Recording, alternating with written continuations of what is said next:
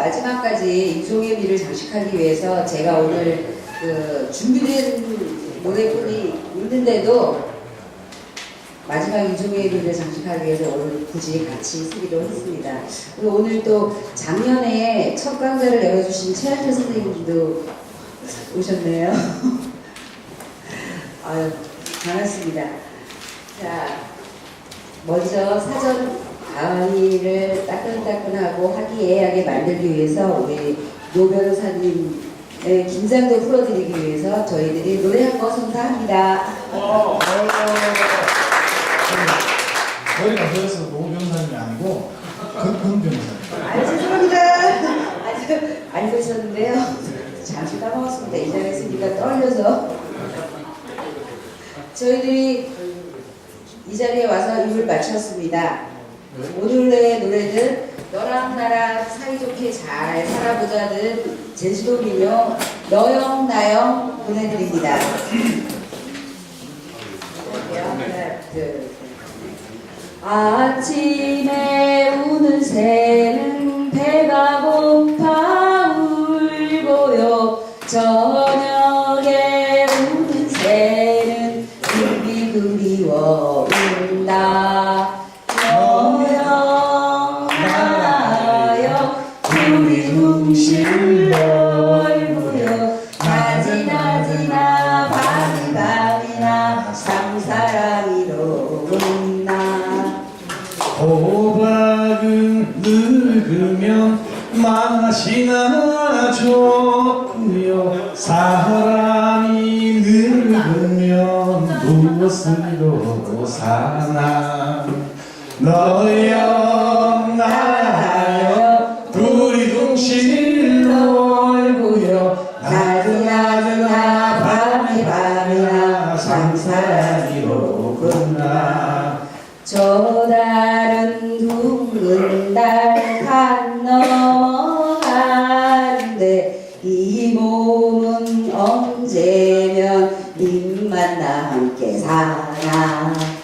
너여 나여 둘이 둥실 놀고요. 낮이나 밤이나 삼사랑이로구나. 백록담 올라갈 땐 누이 동생 하더니 한라산 올라서니 신랑 각시가 된다. 너여 나여 둘이 둥실 놀고요. 낮이나 밤이나 삼사랑이로구나. 우리 집 서방님 명태자리 갔는데 바람아 불어라 석 달 열흘만 불어라. 너여 나여 둘이 둥실 놀고요. 낮이나 밤이나 삼사랑이로구나. 감사합니다. 정가수하고 마가수가 마지막 듀엣으로 함께 해줬습니다. 고맙습니다. 오늘 이제 한사일린 겨울 공부 모임 괴산무의당 학교의 마지막 순서입니다. 지난 12월 10일부터 열심히 달려와서 이제 마지막인데요. 오늘은 그 민변회 노동위원장이신 권영국 변호사님을 모시고 말씀을 듣는 그런 순서입니다. 제가 그 마을의 새마을 지도자라 권영국 변호사님을 소개하려니까 좀 떨리고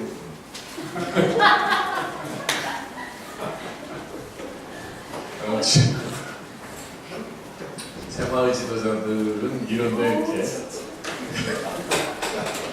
정치적인 뭐 편향된 시각을 가진 분을 이렇게 소개하거나 그분의 말씀을 듣는다는 게 저는 근데 어쨌든 오늘 좀 교정을 해가지고요. 나중에 새마을 지도자들이 이렇게 누나를 만나는 기회가 있으면 누나를 설득해 보도록 하겠습니다. 네, 박근혜 정권 1년 민주주의 몰락과 민영화라는 주제로 민변의 노동위원장 권영국 변호사님께서 말씀을 해주시겠습니다. 그리고 뒤풀이는요 한사리 모임방에 준비를 했습니다. 오늘 그래서 그 살아가면서 이렇게 법률적으로 좀 뭐 여쭤볼 일이 있다든가 하는 그런 부분들도 좀 같이 나눌 수 있었으면 좋겠습니다. 권영국 변호사님을 큰 박수로 맞아주십시오.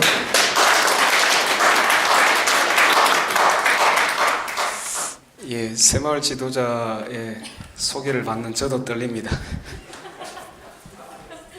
일단 글쎄요, 제가 이제 어떻게 보면 저도 계속 그 학생들이나 젊은 층들을 상대로 해서 주로 이제 남을 씹는 이런 얘기를 주로 했었는데 제가 이제 여기 농촌이고 또 제가 했던 그 노동이라는 거하고 전혀 다른 그 농촌의 현실을 전혀 모르는 상태에서 여러분들한테 얘기를 하려고 하니까 사실 야 이거 괜히 저 친구의 꼬임에 빠져서 괜히 수락을 했었구나 굉장히 고민이 많았습니다. 그래서 그래 전국적인 강사가 되려면 극복해야 될 관문일 수도 있겠다 이런 생각 좀 하고요. 근데 그냥 이제 여러분들이 아마 곧 농사 이제 시작이 됐을 것이고 농사를 짓기 전에 제 얘기를 듣고 약간 힘이 되시면 좋겠습니다. 그리고 사실 제가 이제 농촌에 대해서는 거의 아는 게 없고 실제로 준비가 안 돼 있어요. 근데 오늘은 여러분들도 이제 조금 농촌의 현실에서 약간 비껴나서 서울이나 또는 다른 사람들이 고민하고 있는 것에 대해서 같이 한번 생각하는 시간이 되는 것도 대한민국의 국민으로서 의미가 있겠다 이런 생각을 합니다. 맞죠? 네. 저는 가끔 묻는데 대답이 쉬운 사람이면 또 묻고 또 묻습니다. 그리고 이제 또 하나는 이런 게 있죠. 제가 보니까 한미 그 한중 FTA, FTA 하면 생각나는 게 있습니다. 제가 FTA 그 반대 투쟁을 정말 열심히 하다가 소환을 여러 번 받긴 했는데 사실 이제 제일 고민스러운 그거죠. 한미 FTA를 사실상 막지 못하면서 그 다음 이제 FTA에 대한 싸움들이 거의 힘을 잃어버린 상태고 지금 한중 FTA는 사실 특히 농촌을 제가 볼 때는 상당히 괴멸시킬 수도 있는 매우 위험한 것인데 불구하고 일단 매우 관심사항에서 멀어져 있어요. 서울 사람들 보면 한중 FTA에 대해서 별로 관심이 없는 상태이죠.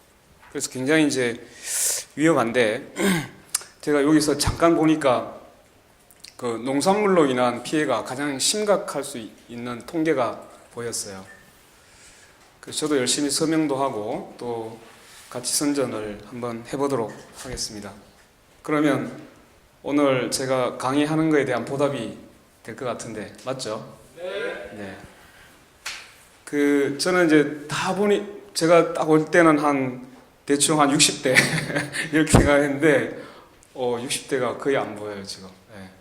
그리고 굉장히 젊은 청년도 있고 해서 너무 반갑습니다. 그리고 저한테 주어진 시간은 9시 맞죠? 네. 저는 시간은 반드시 채웁니다. 네. 그 오늘 제가 좀 하고자 하는 것은 뭐 역시 제가 이제 변호사이기 때문에 전 다른 거 잘 못하고 이제 법이란 무엇인가에 대해서 시작을 할 수밖에 없죠. 그래서 중간에 보면 이제 법치주의가 어떻게 지금 운영되고 있는지 그리고 사실 이제 지금 조금 더 오늘 나눠준 그 민변에서 만든 홍보물이 있습니다. 그것은 집에 가서 꼭 정독을 해주시면 좋은데 약간 좀 딱딱하게 되어 있긴 합니다. 근데 저 내용이 뭐냐 하면 국정과 검찰이 서로 공범이 돼서 간첩을 조작해내는 거죠. 근데 그 더 심각했던 문제는 중국의 공문서를 위변조한 거예요. 그러니까 이건 사실 우리 역사 이래로 없었던 일이 벌어진 겁니다. 그러니까 남의 나라 공문서를 위조까지 해가지고 이미 이제 국정원이 몇 단계를 거쳐가지고 국정원 직원들을 몇 단계 나눈 거죠. 그래서 마치 어떤 경로를 통해서 받은 것처럼 만드는 이런 이제 사건 조작 사건이 발생했고, 지금 이제 항소심에서 검찰이 1심에서 무죄가 되다 보니까 그걸 뒤집기 위해서 제출한 거였어요. 근데 1심에는 또 어떤 일이 벌어졌냐? 1심에는 그 유중 씨라는 분인데, 이분이 이제 국가보위부 소속, 국가안전보위부 소속에 자기가 이제 일원이 돼서 훈련을 받고 내려왔다. 남쪽에 내려왔다는 거죠. 그래서 서울시 공무원이 됐다 이런 건데, 서울시 공무원에서 간첩이 있었다 그러면 누가 타격을 받게 되나요? 네, 박은순.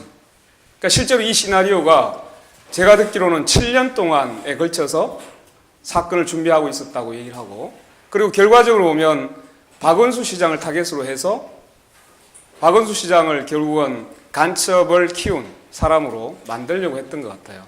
근데 이게 중간에 이제 민변이 개입하면서 사실상 그 구도가 깨져버린 거죠.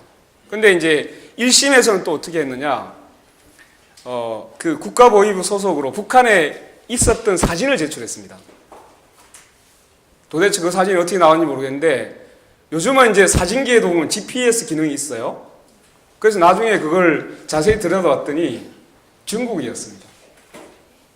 그 북한에 있었다고 제출된 사진. 그러니까 국가보위부 소속으로 훈련을 받았다는 증거로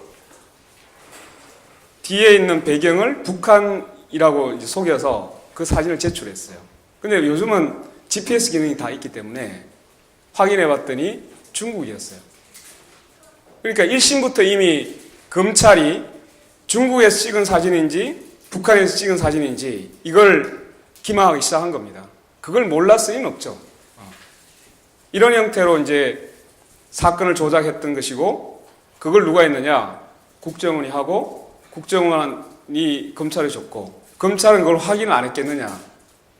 우리는 다 했다고 보고 있는 거죠. 왜냐하면 사건 수사의 지휘는 누가 하냐면 검사가 합니다.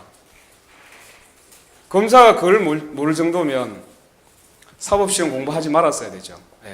그 사건들의 구체적인 내막이 적혀 있습니다. 한번 꼭 읽어보시면 되겠습니다. 자, 그러면 들어가기 전에 제가 한번 질문을 던져보겠습니다. 그냥 편하게 답변하시면 될 것 같은데, 우리 저쪽에 웃고 옆으로 돌아오시는 우리 여성분, 제가 한번 질문하겠습니다. 우리 이제 이명박 때 가장 많이 들었던 말이 있어요. 법과 원칙, 그죠? 법과 원칙. 그 다음에 이번에 이제 철도 파업이 딱 터지니까 박근혜 이제 들어와서 또 한 말이 있습니다. 엄정한 법 집행. 여기서 이제 법이라는 얘기가 참 많이 나오거든요. 그죠? 법이란 뭔가 한번.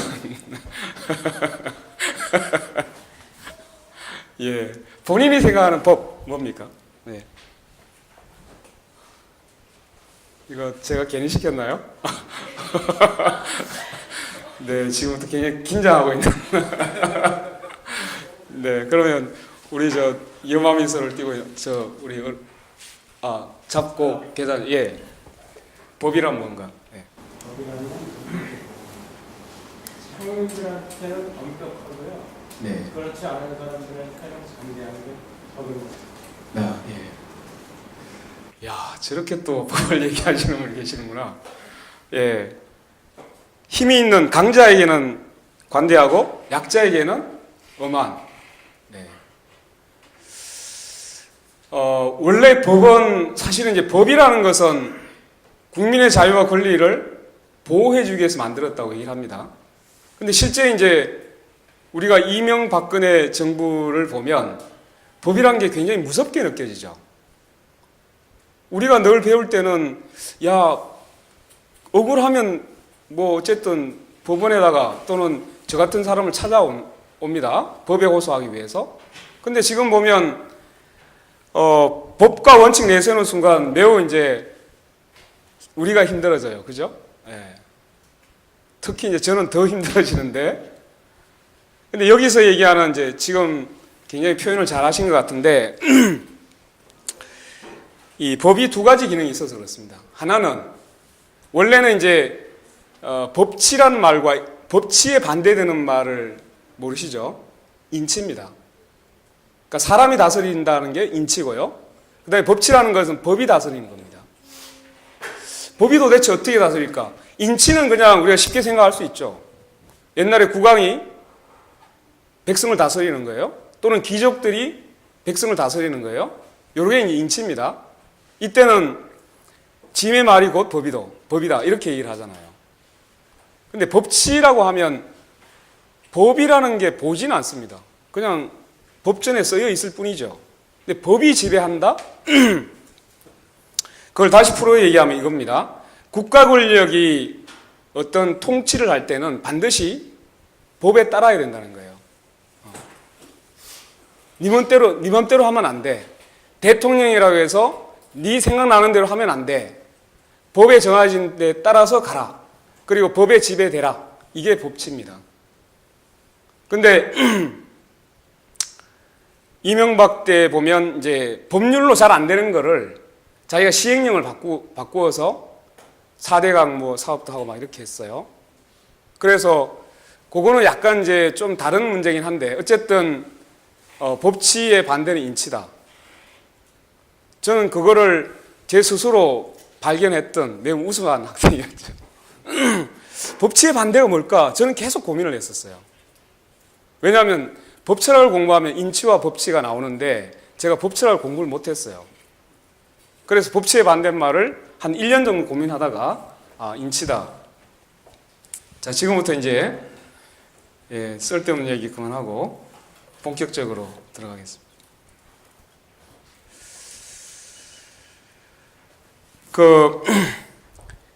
이 지금 헌법 조항을 얘기를 하고 있는 것은 프랑스 같은 경우에는 헌법을 기본적으로 어릴 때부터 배운답니다. 헌법이라는 것이 매우 중요하기 때문에 가장 기본적인 법입니다. 전문에 보면 이렇게 되어 있습니다. 대한민국은 앞에 다 빼고 불의의 한간 4.19 민주이념을 계승하고 4.19가 일어났던 게 뭐 때문에 그랬죠? 3.15 부정선거. 그죠?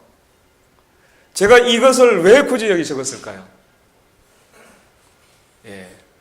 국정원 부정선거를 들이대고 싶어서 했겠죠. 이미 의도가 딱 나옵니다. 제1조는 매우 중요하죠. 제1조는 여기 2008년도에 촛불 가셨을 때 늘 듣던 얘기가 이거였어요. 대한민국은 민주공화국이다. 요 민주라는 표현이 민주, 그게 밑에 있는 겁니다. 주권은 국민에게 있다. 주된 권력은 국민에게 있다. 이게 지금 민주라는 얘기죠. 백성의 주인이다. 근데 여러분들 저 국민의 어원을 아십니까? 국민.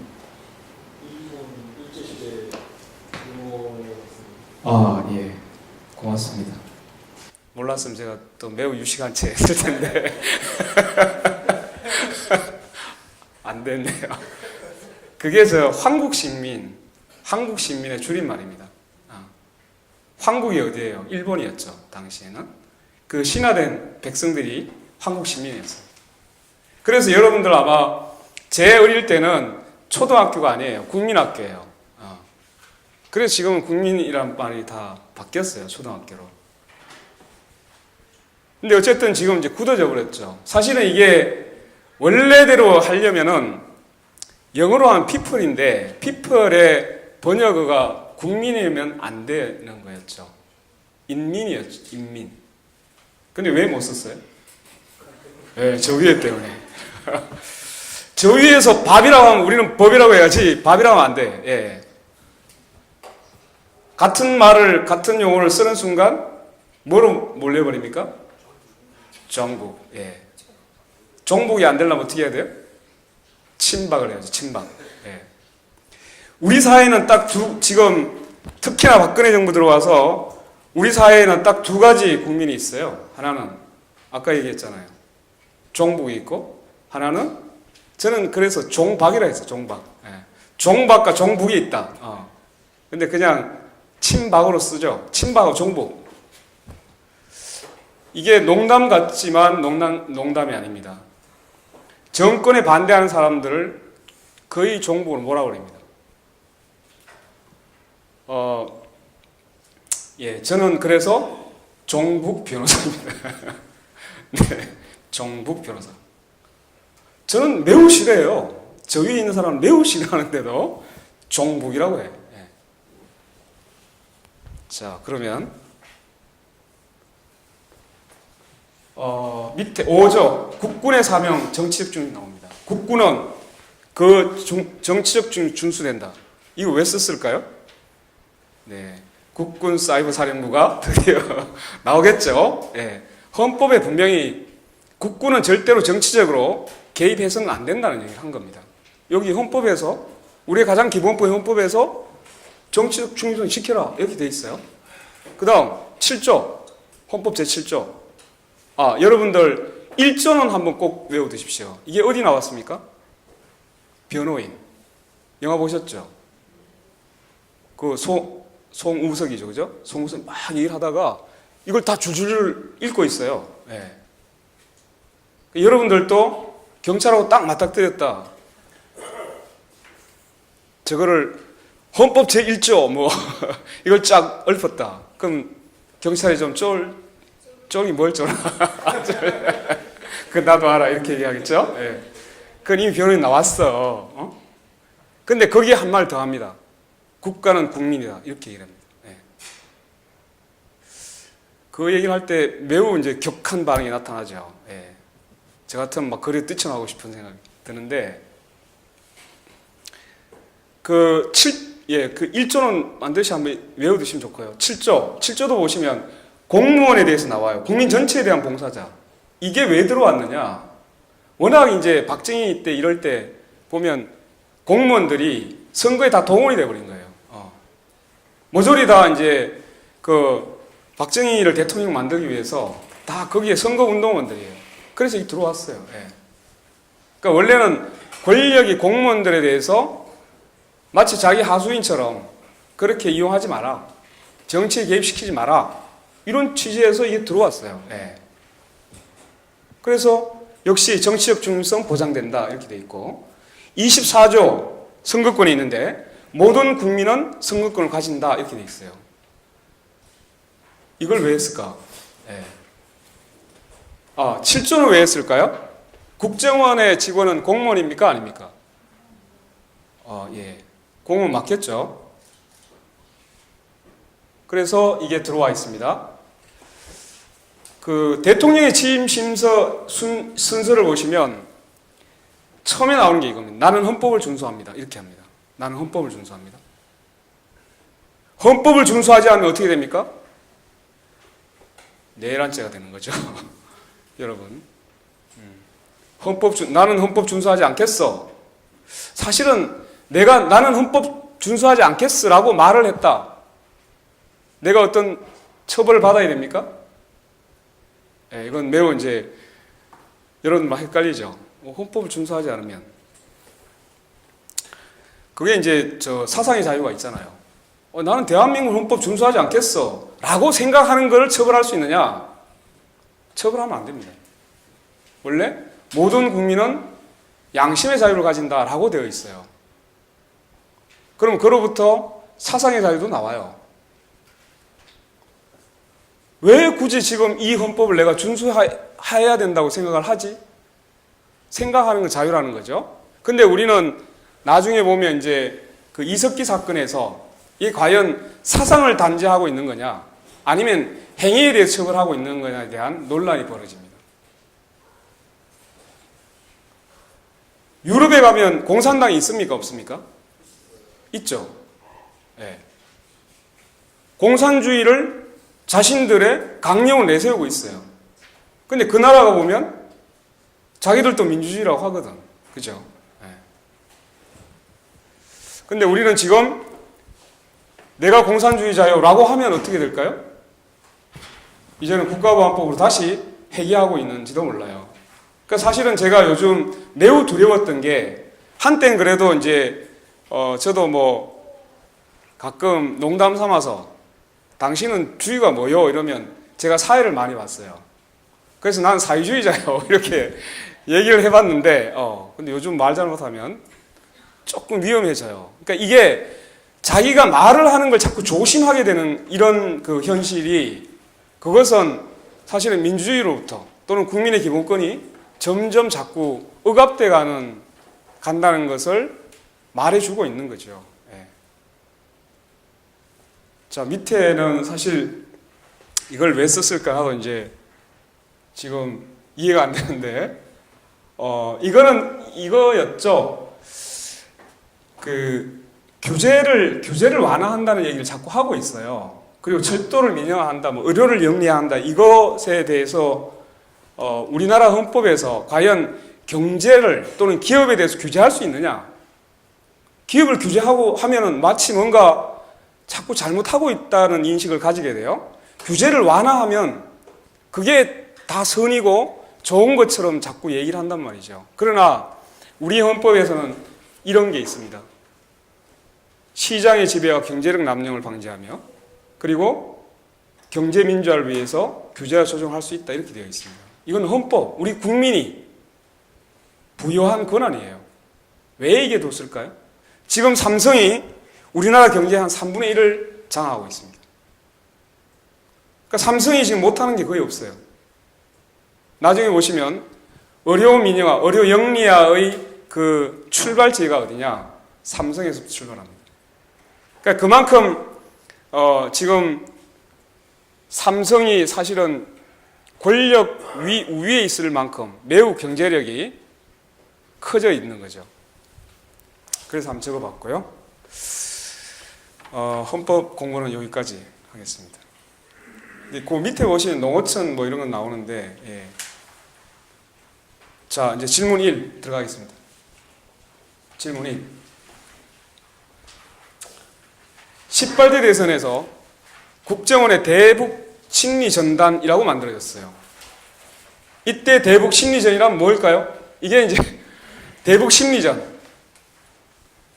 이거는 이제 나중에 그 반드시 초등학교 시험 문제 나와야 될 도덕 시간에 내야 될 문제인데, 대북 심리전이라고 하면 보통 이제 북한과의 관계에서 뭔가 이렇게 심리전을 펼쳐야 되는 걸로 우리는 봤는데, 그게 아니라 뭐 문재인이가 종북이더라 이런 이제 댓글 써놓고 그걸 이제 전파하고, 그죠? 박근혜가 아주 열심히 잘하더라 뭐 이런 거 하는 거죠. 그러니까 사실은 이제 그 대북 심리전단을 만들어서 대국민 심리전을 했는데, 아까 선거권을 가진다고 돼 있어요. 우리 모든 국민은 선거권을 가진다 이렇게 했잖아요. 근데 그 선거 자유, 선거권이 선거 의사가 선거를 하는 그 투표하는 국민의 의사가 누가 지금 뒤에서 조종합니까? 정치적 중립을 지켜야 될 국정원이 뒤에서 조종하고 있습니다. 이거 나중에 한번 보여드릴게요. 국정원의 대선 개입, 이 대국민 심리전으로 인해서 표가 어떻게 바뀔 수 있는지 매우 궁금하시죠?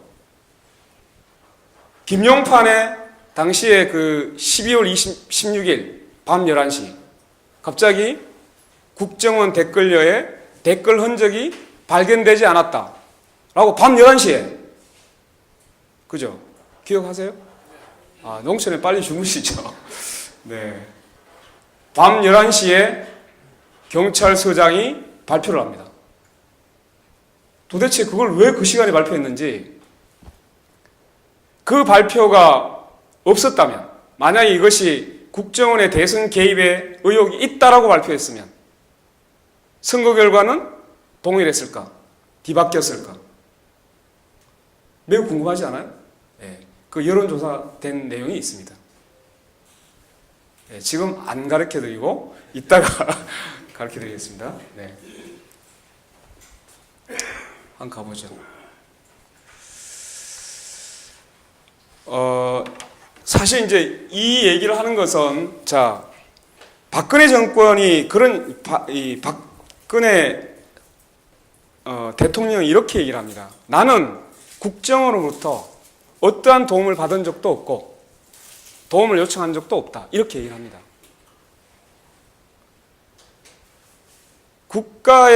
국가의 원수 아닙니까? 그죠? 최고 책임자예요. 근데 이미 국가의 정보기관이 정치적 중립성을 완전히 훼손을 했어요. 그리고 국민의 선거의 투표 의사를 완전히 왜곡시켜버렸어요. 이거는 민주주의 근간을 흔드는 매우 심각한 범죄 행위가 벌어진 겁니다. 그러면 적어도 자기가 도움을 안 받았더라도 내가 책임지고 이 범죄 행위에 대해서는 진상을 조사해서 고치겠다. 이렇게 얘기를 해야 되잖아요. 그죠? 근데 나는 절대 도움 받은 적도 없다. 이렇게 얘기를 합니다. 예, 반장 선거에서 열심히 부모가 와가지고 저 음료수 돌리고 난 뒤에 애는 이런 거죠. 나는 아무것도 한 게 없다. 이렇게 얘기한 거하고 비슷합니다. 근데 여기서 보시면 지금 이제 저도 이걸 보고 굉장히 놀랐는데, 요 지금 올라가는 숫자는 국정원 건만 조사한 거예요.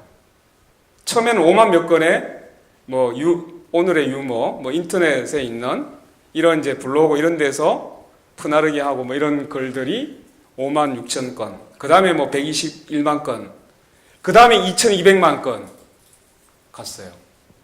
근데 사실은 2,200만 건은 그 사이버 사령부의 한 명이 한 달 정도 하는 정도 숫자가 요 정도가 된다고 합니다. 그러니까 실제로 전체적인 국정원 심리전단에 70명이 투입이 됐는데 그 사람들의 글 수를 다 포함시켜 보면 엄청난 수가 될지도 몰라요. 그러면 선거 의사가 왜곡될까요, 안 될까요? 이건 이제 우리 산수를 계산하면 되는 거죠. 그런 문제가 있습니다. 그 다음에 이제 더 문제가 됐던 것은 그 민주당하고 선관위가 김하영이라고 하는 국정원 직원 댓글녀라고 하죠. 거기를 이제 오피스텔을 덮쳤어요. 그랬더니 3일 동안 문을 잠가놓고 안 나왔어. 그때 박근혜 후보께서 이렇게 얘기했죠. 국정원 여직원의 인권을 침해하고 있다. 그걸 감금하고 있다고. 감금. 여러분, 내가 아파트 안에 내가 들어와 있어, 내 집에. 그리고 내가 문을 잠가버렸어. 밖에서 잠근 게 아니고 내가 잠궜어. 이거를 셀프 감금이라고 하죠. 셀프 감금. 그죠? 정말 말도 안 되는 얘기를, 그때 이제 그런 얘기 나왔잖아요. 무식한 박기네. 무식해. 그래서 요즘 이제 그런 표현을, 이런 얘기가 자꾸 나오니까, 아마 여기 오신 분 중에 들으면 약간 좀 불편하실 분도 있어요. 근데 이건 어차피 저를 섭외할 때 이미 각오를 하셨어야 되는 거니까. 그래서 박귀네라는 표현을 씁니다. 박귀네. 바뀌었다. 그래서 저 위에 이제 가끔 얘기하다가 박귀네 방 빼! 이렇게 얘기를 합니다. 청와대 방 좀 빼줘. 그런 얘기를 많이 하죠. 이거는 그냥 이게 이제 우스갯소리로 이렇게 얘기해서 그런데 사실은 자신들이 희망하고 있는 대통령이 바뀌었다고 하는 것은 그야말로 심각한 문제가 아닐 수 없잖아요. 그렇죠? 그래서 여기 이렇게 얘기를 합니다. 그리고 이제 재판을 합니다. 근데 재판부가 이렇게 얘기합니다. 17대 1. 이 17대 1이 뭔지 아세요? 수서경찰서에 당시에 증거 조작에 동원됐던 그 서울경찰청장의 지시에 따랐던 17명, 그리고 근원이 1명, 법정의 정인으로 나온 거예요. 17명 어떻게 합니까? 입을 다 맞추겠죠. 남자들끼리 입 맞춰서 뭐해? 입을 다 맞췄어요. 그리고 권은희 수사과장은 1명이에요. 1명은 이것은 분명하게 대선에 영향을 미칠 의사를 가지고 조작했다라고 진술을 합니다. 그런데 재판부는 이렇게 얘기합니다. 17명의 정언이 일치하고 따라서 증거 능력이 있다라고 가버립니다. 이게 조직사회에서 17명이 지금 말을 맞춰서 나온 건데 이걸 마치 신빙성이 있다, 신뢰할 수 있다라고 하고 권은희 수사과장의 그 용기 있는 얘기를 배척해 버립니다. 우리는 이런 것을 재판이 아니라 뭐라고 하죠? 예, 개판이라고 합니다. 개판. 재판에도 개판이 있습니다. 예. 그래서 결국은 그 12월 16일 밤 11시 그때 지금 이런 기자회견을 한 걸 가지고 대선에 개입할 의사가 없었다라고 법원 판사가 그걸 판결로 얘기를 해요. 그럼 우리는 진짜 그걸 보면서 앞으로 연수원에 공부 잘하는 놈들 절대로 판사시키면 안 돼. 공부 저 밑에 있는 나 같은 사람. 네. 이건 사실 상식의 문제 아닙니까? 그죠? 논리를 조작하는데 공부를 하면 안 된다는 얘기죠. 그런 얘기가 있었고요. 그 다음에 이제 사실은 그 워터게이트 사건에서 미국의 이제 워터게이트 사건에서 닉슨이 그 사임 발표를 해요. 그때 CIA에서 민주당 선거 캠프를 그 호텔에 들어가서 몰래 도청기를 설치했어요. 근데 닉슨은 사실 그걸 몰랐을 수도 있어요. 근데 그 닉슨이 도청기 설치 때문에 사임하는 게 아닙니다. 그 민주당의 도청기를 설치했다는 것을 은폐하고 감추려고 하고 그것을 압박을 가해서 뒤에 이제 수사를 축소하고 이걸 뒤에서 관여하기 시작한 거예요. 그래서 닉슨은 사임을 선언하고 물렀습니다. 근데 어떻게 보면 지금 대통령이 책임져야 될 부분은 바로 이 부분입니다. 뭐 그때 이명박이가 시켜서 한 거다. 나는 모른다. 이런 거 아니에요. 이명박이가 쥐가 알아서 했겠지. 나는 모른다. 이명박이가 딴 나라 당이었나? 예. 하여튼 그런데 지금 문제는 요거예요. 한번 보시면은 처음부터 이제 수사방해가 시작됩니다. 아마 황교안이라고 법무부 장관이 나와서 그 얘기를 했습니다. 뭘 했냐면 공직선거법으로 기소하면 안 된다. 구속 기소하면 안 된다. 끝까지 반대를 했어요. 그래서 결과적으로 나중에 이제 검찰총장하고 막 싸움을 하다가 최동호가 이겼어요. 이긴 게 아니라 절충을 했죠. 공직선거법으로 기소는 했는데 불구속이 됐어요. 자, 그 다음에 최동욱이 이 사람이 검찰총장이 청와대에 자꾸 거슬려. 이걸 자꾸 팔려고 해. 2013년 4월 달에 특별수사팀을 꾸립니다. 정말 이 최동욱이라는 검찰총장은 제가 이제 뒤로 한번 알아봤어요. 이 사람이 어떤 사람인가. 근데 매우 고집이 있는 사람이라고 합니다. 그래서 이 사람은 이 문제가 매우 특별하다라고 해서 특별수사팀을 꾸렸고 특별수사팀이 처음에 13명 정도의 검사를 꾸려집니다. 거기에 누가 등장하느냐면 윤석열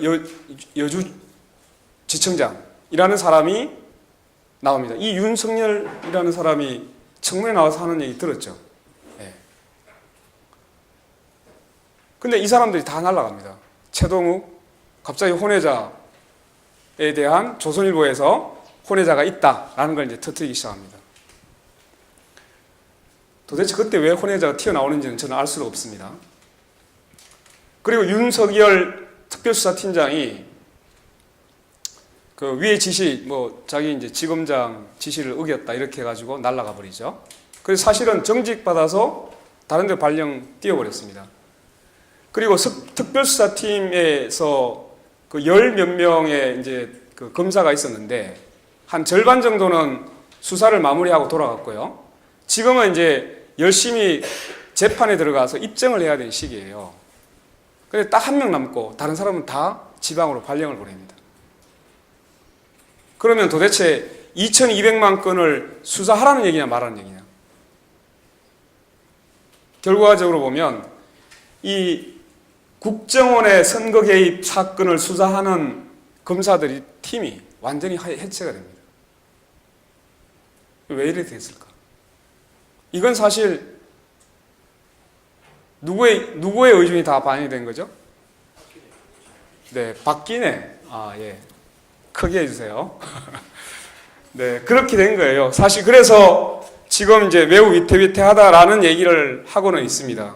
김용판의 무죄가 난 사실을 여기서 보면 알 수가 있습니다. 자, 그러면 여기 제가 아까 국가기관의 대선 개입 관련 여론조사가 2013년 12월 19일. 10월 19일 언제예요?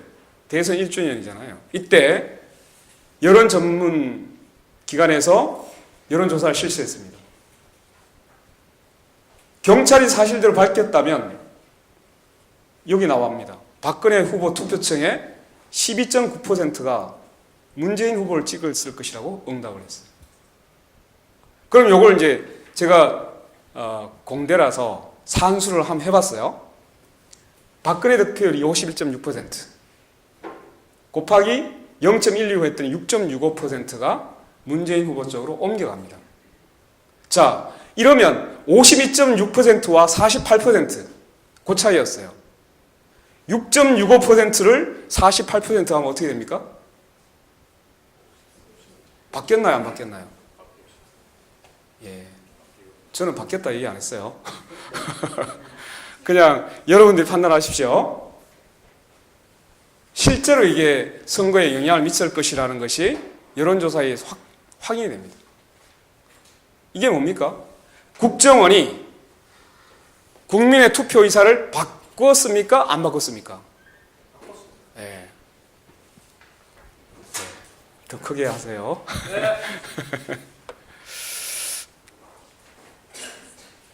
자, 그래서 박근혜 씨가 이렇게 얘기합니다. 요즘은 저 서울 집회 가보면 대통령 표현을 잘 안 씁니다. 그 이정희 대표가 뭐 한번 박근혜 씨 했다가 청와대가 발끈했죠. 감히 대통령에 대해서 박근혜 씨라니.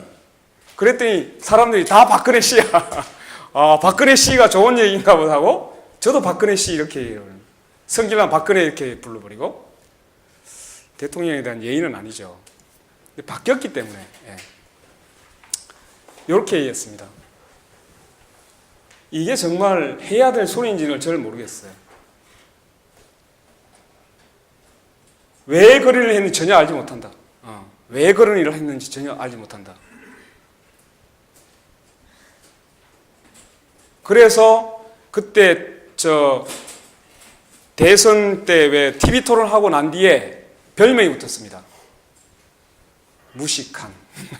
무식한. 예, 그렇습니다. 자, 이게 지금 국정원 사건이 사실 이게 상당히 덜불처럼 막 굴러가니까 그 다음부터 이제 물타기가 막 일어나기 시작했어요. 사실 뒤에는 그런 겁니다. 요 뒤에 뭐냐 하면 그 다음에 이제 이념 공세가 시작되는 겁니다.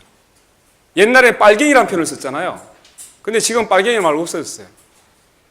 종북입니다. 그 종북이 뭐냐? 북한을 추종한다. 종북.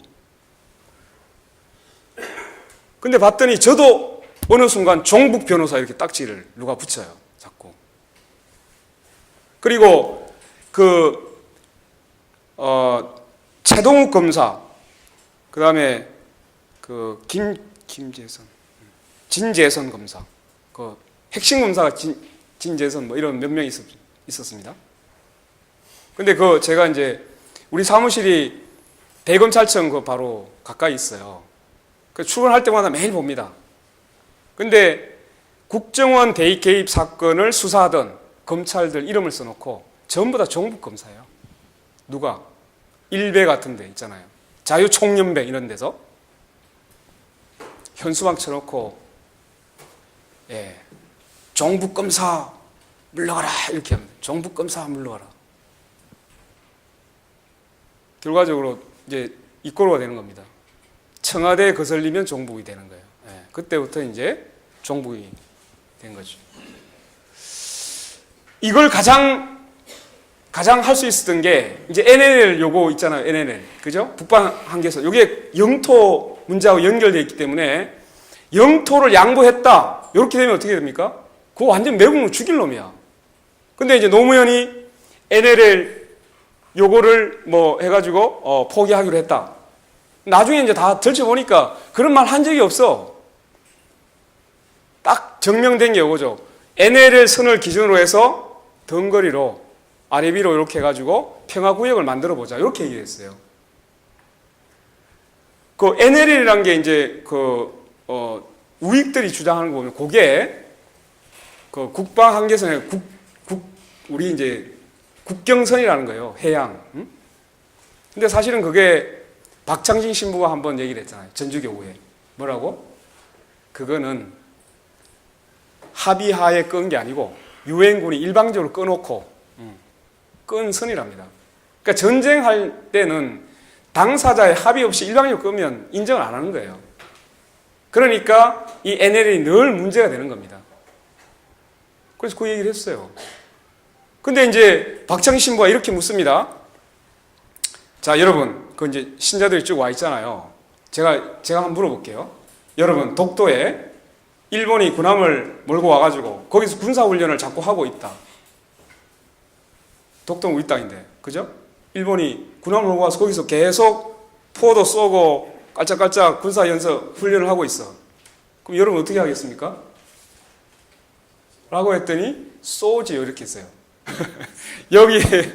여기 이제 앉아있던 신자분들이 이렇게 얘기합니다. 아니, 쏘지요? 뭘 쏜다는 얘기예요? 포를 쏴가지고 박살 내버린다는 얘기로 이제 쏘지요 이렇게 얘기를 했어요. 그 다음에 이제 연평도 얘기가 나온 겁니다. 여러분, 연평도 그 밑에 와가지고 자꾸만 군사훈련을 하면 북한이 어떻게 하겠습니까? 라고 물었어요. 그랬더니 신자들이 쏘지요 이렇게 한 거야. 근데 그때부터 난리가 난 거예요.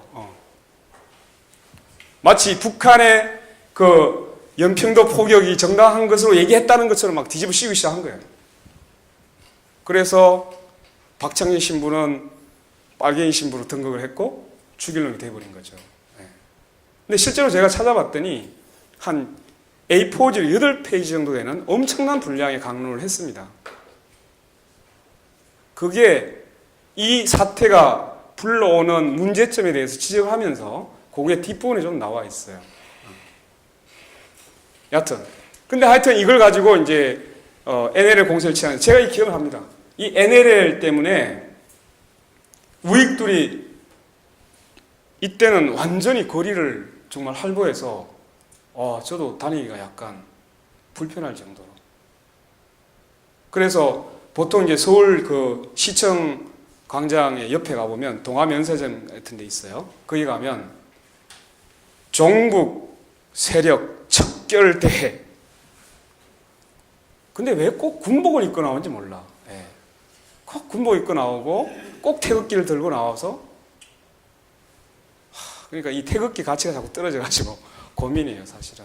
그리고 군복을 왜 그렇게 입고 나오는지 정말 눈에 거슬려요. 여기 군에 안 갔다 오신 분 없죠? 네.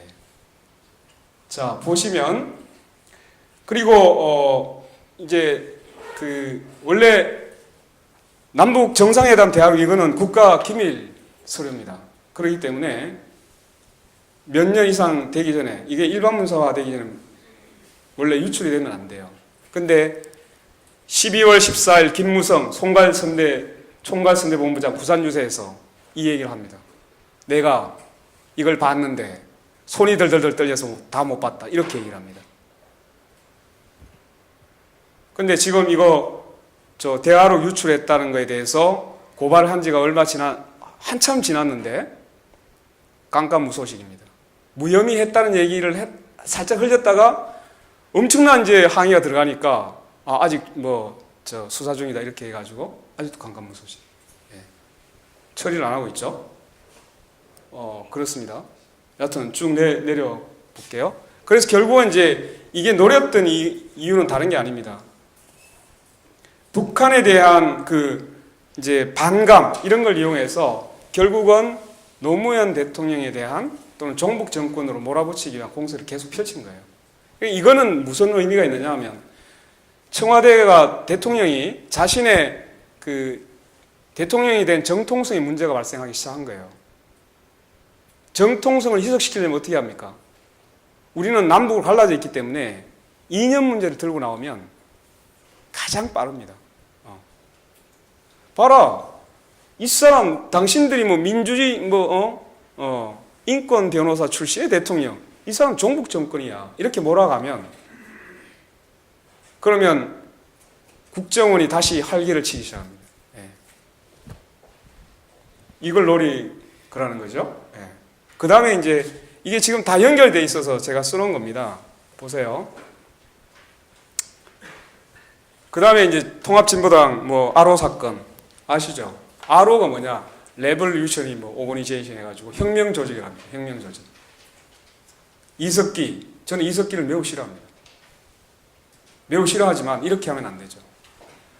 지금 이제 뒤에 좀 나오는데 이게 왜 이걸 해놨냐면 이게 시기적으로 제가 이제 그거 한번 읽어보시면 되는데 요 시기가 요런 거를 쫙 하는 그 과정에 있는 겁니다. 최동욱 사퇴하고 그 다음에 국정원 심리 처음에는 이제 원세훈만 기소하자 이렇게 하고 나머지는 다 이제 무혐의 처분 다 해버립니다. 그 밑에 있는. 근데 아니지 그 수족들도 다 처벌해야 돼 라고 해서 재정신청이라고 한 게 있습니다. 법원에다가 검찰의 불기소 처분에 대해서 문제 제기하면 법원에서 이제 기소하라 이렇게 나오는 거죠. 뭐 이렇게 해가지고 쭉 나오는데 중간에 보면 이제 이석기에 대한 문제가 터져 나옵니다. 예. 나오고 쭉 내려갑니다. 그래서 마지막에 이제 그 통합진보당에 대한 해산심판 청구인데 여러분들 아마 통합진보당에 대해서 조금 싫어하시는 분도 있고 뭐 좋아하시는 분도 있고 할 텐데 이게 이제 싫어하느냐 좋아하느냐의 문제는 아니에요. 만약에 통합진보당이 위헌적인 정당으로서 정당 해산의 대상이 된다라고 헌법재판소에서 판결을 해버리면 앞으로 우리는 진보적 민주주의라는 얘기를 절대 쓸 수가 없습니다. 왜? 통합진보당의 강령에는 진보적 민주주의라는 표현을 쓰고 있어요. 그게 마치 북한을 추종하는 것처럼 갖다 붙여요. 근데 만약에 이 통합진보당이 쓰고 있는 그 문구들이 그 강령에 있는 매우 좋은 말들이 많아요. 근데 우리는 쓸 수가 없는 거예요. 쓰는 순간 어떻게 됩니까? 위헌정당, 위헌강령. 그래서 이것이 단순히 통합진보당의 문제가 아니라 우리 전체의 문제로 되는 거예요. 민주주의 문제가 연결되어 있다는 거죠. 자, 그 다음에 보죠. 밑에 뭐 이제 여러 가지 있긴 한데 그 박근혜 정부 들어와서 국가보안법 기소율이 지금 급격하게 상승하고 있습니다. 이거는 여기서는 잘 못 느끼는 거죠. 이 국가보안법 옛날에 이미 많이 없어진 거 아니야? 그랬는데 지금 한번 통계적으로 잡히고 있어요. 그래서 여러분들도 집에 책이나 이런 거 다시 조심해야 되는 이런 시대가 다시 오고 있는 거예요. 이런 문개 같은 예, 있을 수 없는 일이 지금 발생하고 있는 거죠. 예. 근데 지금 이 방식이 어떠냐면 옛날에는 그냥 경찰이 마구다지 들이닥쳤는데 요즘은 극우단체들을 이용합니다. 아마 지원을 하고 있는 것 같아. 그럼 먼저 누가 하느냐? 극우단체에서 먼저 고발을 합니다. 일베는 여러분들 가장 잘 아는 거고 뭐 자유청년연합 이런 데도 많이 등장하고 있고요. 꼭 보면 자유라는 표현이 원래 굉장히 좋은 거 아닙니까? 그죠? 그래서 반대 세력의 탄압 방식이 진화해 버렸어요. 옛날에는 막걸리 국가보안법에서 이제는 내란 음모죄로 진화하고 있어요. 근데 내란 음모죄의 범죄가 굉장히 무섭습니다. 보통은 반과 단체의 지령을 받아가지고 목적 수행을 하면 7년 이상 사형, 무기징역, 7년 이상의 징역 이렇게 돼 있어요. 그래서 국토를 참전하거나 국헌을 물러나는 목적으로. 여러분들 참전이라는 게 뭔지는 모르시죠? 이게 굉장히 어려운 법률 용어 중에 보면 굉장히 어려운 용어들이 있는데 저도 이 사건이 나고 이거 처음 보게 된 거죠. 내라는 뭐. 근데 참전이라는 것은 땅을 떼버리는 거, 지역 정부를 설립할 때, 그죠? 참전이라고 참전. 국헌이라고 하는 것은 뭐 헌정 질서를 뭐 이렇게 되는데, 여하튼 굉장히 무시무시한 죄입니다. 그렇기 때문에 이게 그 국헌을 물러나는 목적으로 나오잖아요. 뭐 이렇게 전복 이렇게 하는 거예요. 그러니까 이건 사실은 단순히 생각하는데, 여러분들 저 일어나면 이런 생각도 하잖아요. 청와대 저 누가 폭파 안 시키나, 이런. 그냥 장난삼아 그런 얘기 막 해요. 그죠? 막 자기 너무 싫을 때. 제발 어디 가다 좀 어떻게 안 되나. 뭐 이런 이제 막 얘기를 하다가, 이런 얘기 함부로 하면 안 되는데. 어쨌든 자기 스스로 그런 생각을 할 수 있죠. 근데 그것이 실제로 구체적으로 실행 계획이 있느냐, 실행 능력을 갖추었느냐가 문제겠죠. 실행 능력이나 실행 계획도 제대로 없는데, 그냥 내가 그냥 너무 싫으니까 누가 폭파 안 시키나 이런 생각을 했다. 그걸 가지고 처벌하는 거예요. 그게 뭡니까? 그것이 바로 사상을 처벌하는 거예요. 원래는 우리 형사 소송에서 형사 처벌은 행위를 처벌해야 돼요. 행위. 내가 밤새 기와집을 10채를 지었다 뜯었다 한들 그게 뭔 죄가 되냐 이 말이에요. 생각을 누가 못해. 그죠?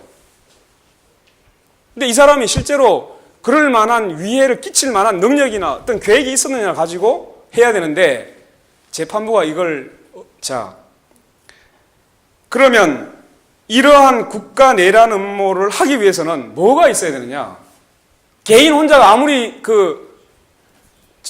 우리가 사냥총 하나 들고 내가 이거 하겠다고 하면 이게 적용이 됩니까? 안 되잖아요. 그럼 최소한 조직이 있어야 돼요. 조직. 맞죠? 이거를 실천할 수 있는 조직이 있어야 되는 거예요. 근데 그걸 아로라고 불렀어요. 근데 아로에 대해서 재판부는 아로에 대한 가입 원서를 하나도 제시를 못했어요. 강령이 있다는 것도 제시를 못했어요. 무조건 거기에 프락치가 도중에 뭐 해외된 것 같아. 수년 동안 이것도 공작을 한 거죠. 이게 한 5년 이상. 자, 이 간첩 사건의 특징은 이런 겁니다. 수년 동안 딱 준비를 하고 있어요. 언제 터뜨리느냐? 아무 때나 터뜨리지 않습니다. 그 정권이 뭔가 탈출구를 찾고 싶을 때 터뜨려버립니다. 그래서 원래는 정보기관이 수사권을 같이 갖고 있으면 절대 안 돼요. 그 정보를 정치에 개입하는 수단으로 사용하는 거예요. 그게 수사예요. 딱 아닙니까? 딱. 그래서 정보기관은, 국가의 정보기관은 절대로 정보와 수사를 같이 합쳐놓으면 안 돼요. 세계적으로 지금 정보와 수사를 합쳐놓은 게 몇 나라 있어요.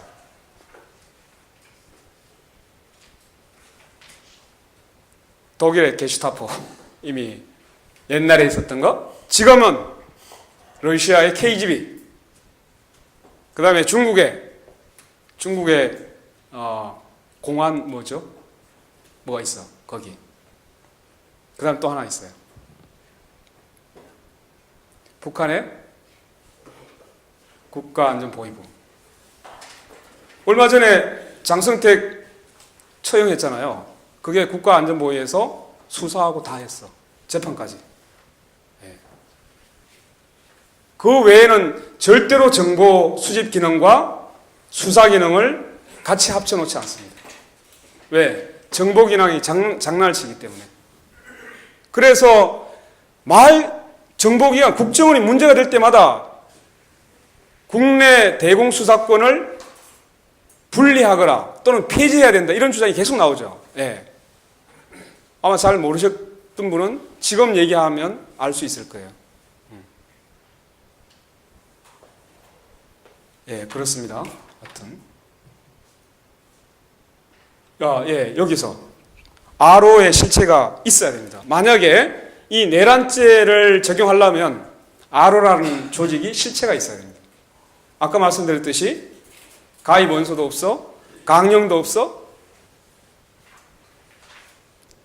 만약에 실체가 있었다 그러면 내란죄로 처벌하기 전에 요거부터 적용을 해야 돼요.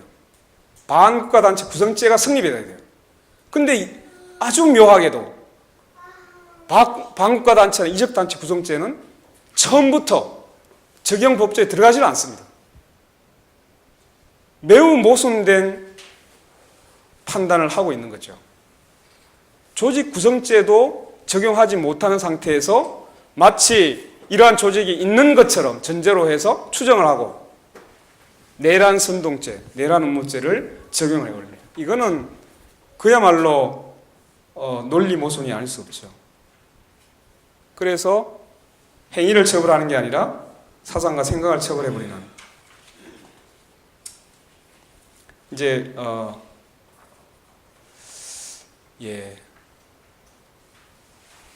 좀 더 할까요? 좀 더 하고 싶을까요? 안 쉬어도 되죠? 네.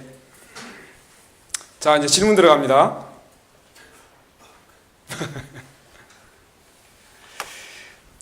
이렇게 얘기합니다. 국민이 법을 잘 지키는 게 법치주의다. 준법 정신이 투철한 나라가 선진국가다. 처음에 저도 이런 얘기를 할 때면 제가 이제 법 철학을 좀 읽기 전에는 이걸 어떻게 반박을 해야 될까 매우 답답해했어요. 법과 원칙, 엄정한 법 집행, 정당한 법 집행. 국민들이 도로로 나가가지고 도로를 점거했어. 그랬더니 일반 교통방해, 도로교통 다 처벌을 해요. 그래서 경찰은 거기에 대놓고 체류액을 쏘고 방패로 휘둘러 폭력을 가하고, 그래 너희들이 지금 도로를 점거하고 도로교통법 위반했으니까 당연히 해야 되는 거 아니냐, 이렇게 이제 생각이 들었죠. 그래서 너무 화가 났어요. 그래서 제가 이제 법철학의 책을 한번 뒤져봤어요. 도대체 법치가 그런 건가? 근데 왜 제가 얘기하는 거에 대해서 내가 동의가 잘 안 될까? 당연히 민주시민이면 준법 정신이 투철해야 될 텐데. 그래서 찾아봤죠. 정말 준법주의가 법치인가? 결론은 개코나 그런 생각이 들었어요. 이겁니다. 아까 제가 말씀드렸죠. 원래 법치는 이겁니다. 아까 이제 처음으로 돌아가서 그 국왕에 의해서 자의적으로 통치되는 것. 그 국왕이 얼마나 변덕이 심합니까? 아침 저녁으로 바뀌는데, 그죠? 아침에는 살려줘라 했다 저녁에는 또 야 끌고 가 죽여라 하고 이렇게 하잖아요. 그 전날 잘 자고 일어났으면 기분이 좋으니까 뭐 이런 식이야.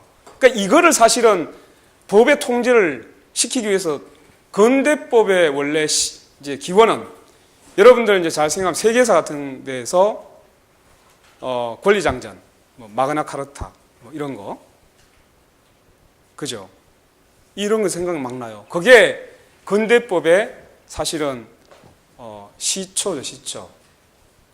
그게 이제 국왕을 함부로 하는 것을 자꾸 통제하고 싶은 거예요. 뭘로? 국민의 대표가 만든 법이라는 것으로.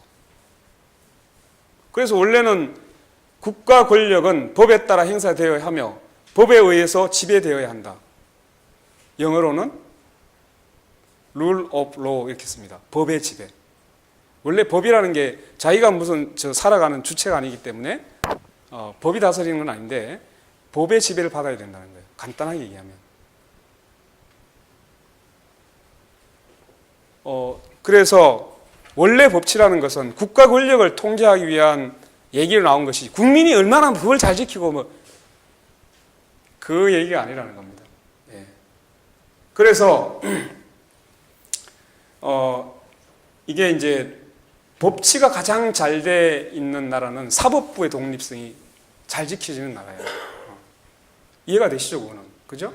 그러니까 국가 권력이 만약에 월권을 냈어. 그리고 법을 위반했어. 그럼 철저하게 사법부가 그것은 위법한 공권력 행사야, 공권력 남용이야 라고 단호하게 재판으로 판결을 해줘야 됩니다. 경고를 올리셔야 되는 거죠. 그래서 사법부의 독립이 잘 된 나라가 바로 국민의 권리가 잘 보호된다는 걸 알 수가 있는 거죠. 그래서 원래 법치라는 것은 시민들에게 무조건 복종을 요구하지 않는다는 겁니다. 이 복종을 요구하는 나라는 독재국가일 수밖에 없어요. 그럼 저 질문 이제 다른 거 한번 졸리신 분들한테 질문해야지 잠이 팍팍 깨니까. 네. 우리 저 사진 찍고 계시는 분. 네. 전혀 졸리지 않지만 독재와 전체주의라는 독재주의, 그죠? 독재, 전체. 네, 한번 독재는 뭘까요?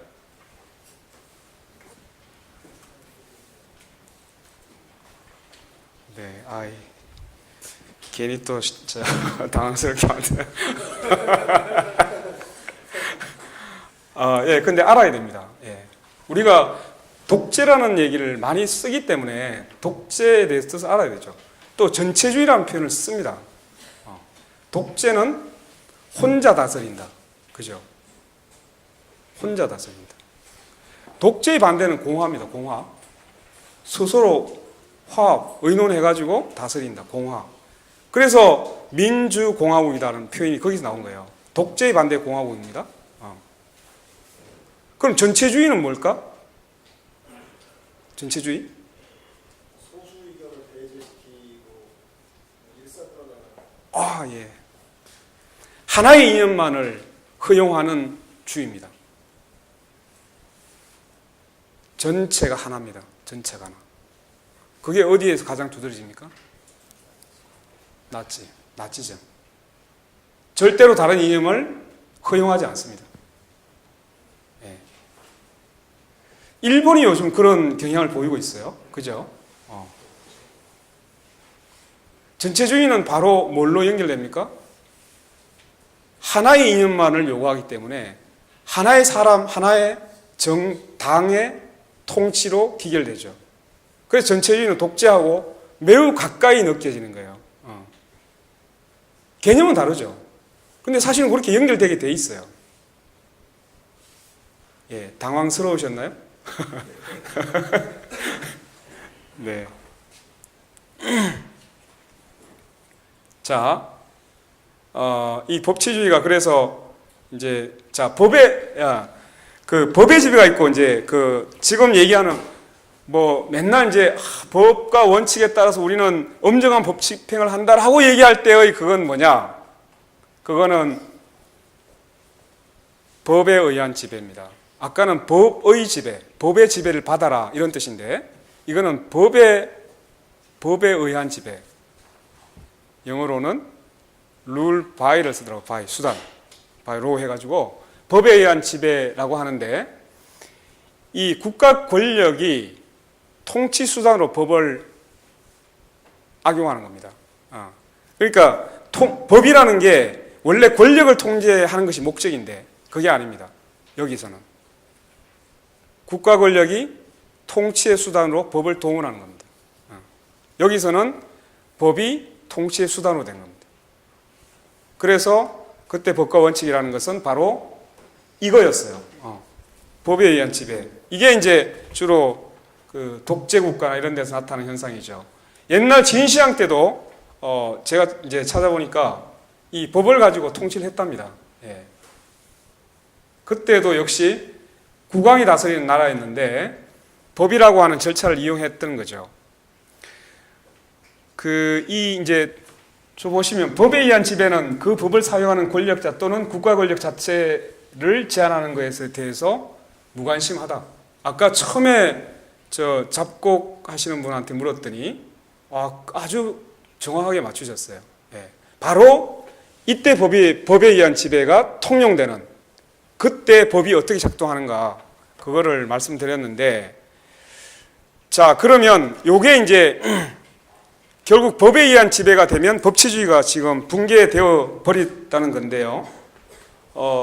전교조가 노조가 아니다라는 통보를 했을 때 이게 법치주의하고 어떻게 연결되느냐 그걸 한번 생각해 볼 필요가 있어요.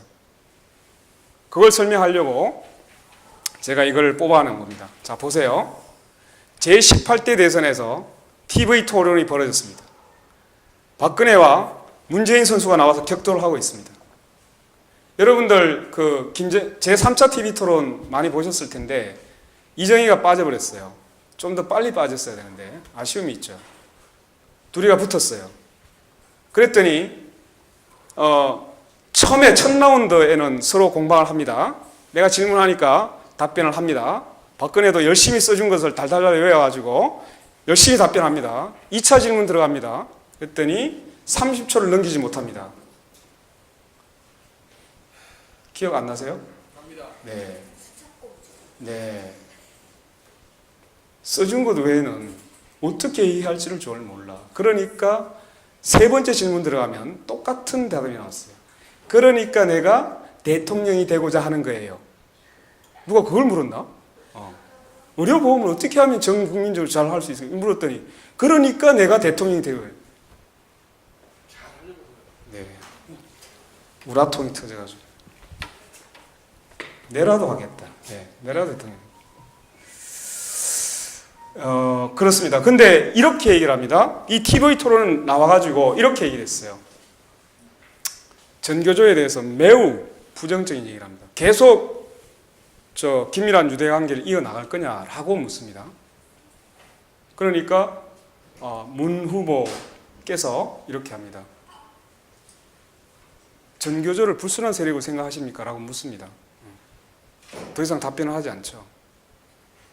전교조는 1999년 합법화된 이후 14년 동안 법이 인정한 합법적인 노동조합이었어요. 그런데 마치 같이 긴밀한 유대관계를 이어나가면 안 되는 것처럼 표현을 해서 뭔가 전교조에 매우 불편한 심기를 드러내기 시작을 했죠. 그러니까 당선 직후에 보수단체들이 노동부를 찾아갑니다. 그래서 전교조 왜 설립 취소 안 하냐? 저 빨갱이 입달 그냥 놔두냐? 이렇게 막 공격을 합니다. 그랬더니 이제 자기들이 그렇게 얘기를 했어요. 한 번 노조가 되면, 한 번 노조가 되면 우리가 사람이 한 번 태어났어요. 그 사람이 아니라고 얘기할 수 있나요? 태어난 걸 어떻게 해? 주민등록을 말소한다고 해서 내가 사람이 아닐 수가 없잖아요. 사람일 수밖에 없죠. 그러니까 지금 우리 법에는 노동조합을 한번 설립 신고를 받아주는 이상은 그 노조가 아니라고 할 방법이 없어. 법에 없어. 자, 이건 간단한 문제가 아닙니다. 권리를 함부로 뺏지 말라는 것이 있는데, 뒤에 밑에 내려갔는데, 조금 뒤에 하여튼 그건 더 할게요. 근데 전교조를 법에 노조하려고 하는 목적은 사실 다른 데 있습니다.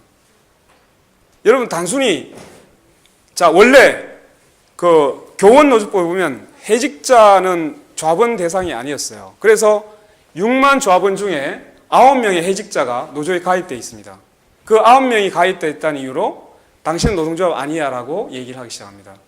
여러분들이 그 밥에 쌀에 보리알이 9알이 들어갔어요. 네.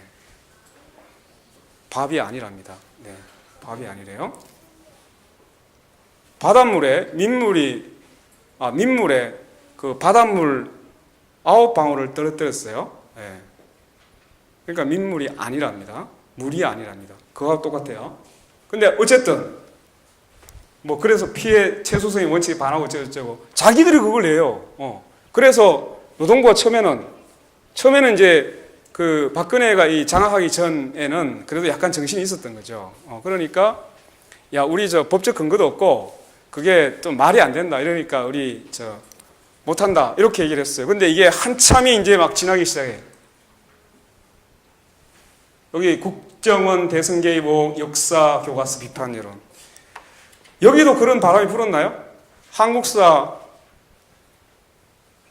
교학사 한국사 교과서인가요? 네. 여기는 전혀 없었나요? 네. 여기는 꼴통이 없었군요. 근데 여하튼 이게 이제 그러면서 이런 이제 계속 권력의 정통성에 문제되는 것이 매일 촛불 시위로 터져 나오고 이러니까 2013년 6월에 박근혜 대통령께서 이렇게 얘기를 합니다. 저게 69% 6.25 북침으로 대답했다. 이거는 사실은 질문도 약간 이상했고 표본 집단도 이상했어요. 근데 이걸 빌미로 잡아서 이 역사교육 똑바로 해야 된다. 이렇게 얘기를 합니다. 이 정교조 그냥 둬서는 안 된다는 얘기가 우회적으로 전달이 되기 시작한 거죠. 그래서 결과적으로 보면 이제 노동부가 자기들이 처음에는 이게 법적 근거도 좀 미약하고 피해 최소의 원칙에도 반하고 이러기 때문에 위헌의 소지가 있어서 우리 못한다라고 했다가 갑자기 2013년 9월 달에 입장이 확 바뀝니다. 바뀌어서 그 다음에 이제 전교조에다가 규약 시정 명령을 해요. 해직자는 노동조합에서 탈퇴시켜라 이렇게 얘기를 합니다.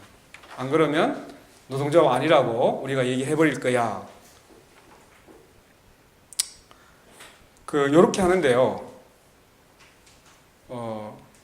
요거는 매우 중요합니다. 헌법 37조 2항 요거는 꼭 알아두시면 좋습니다. 왜?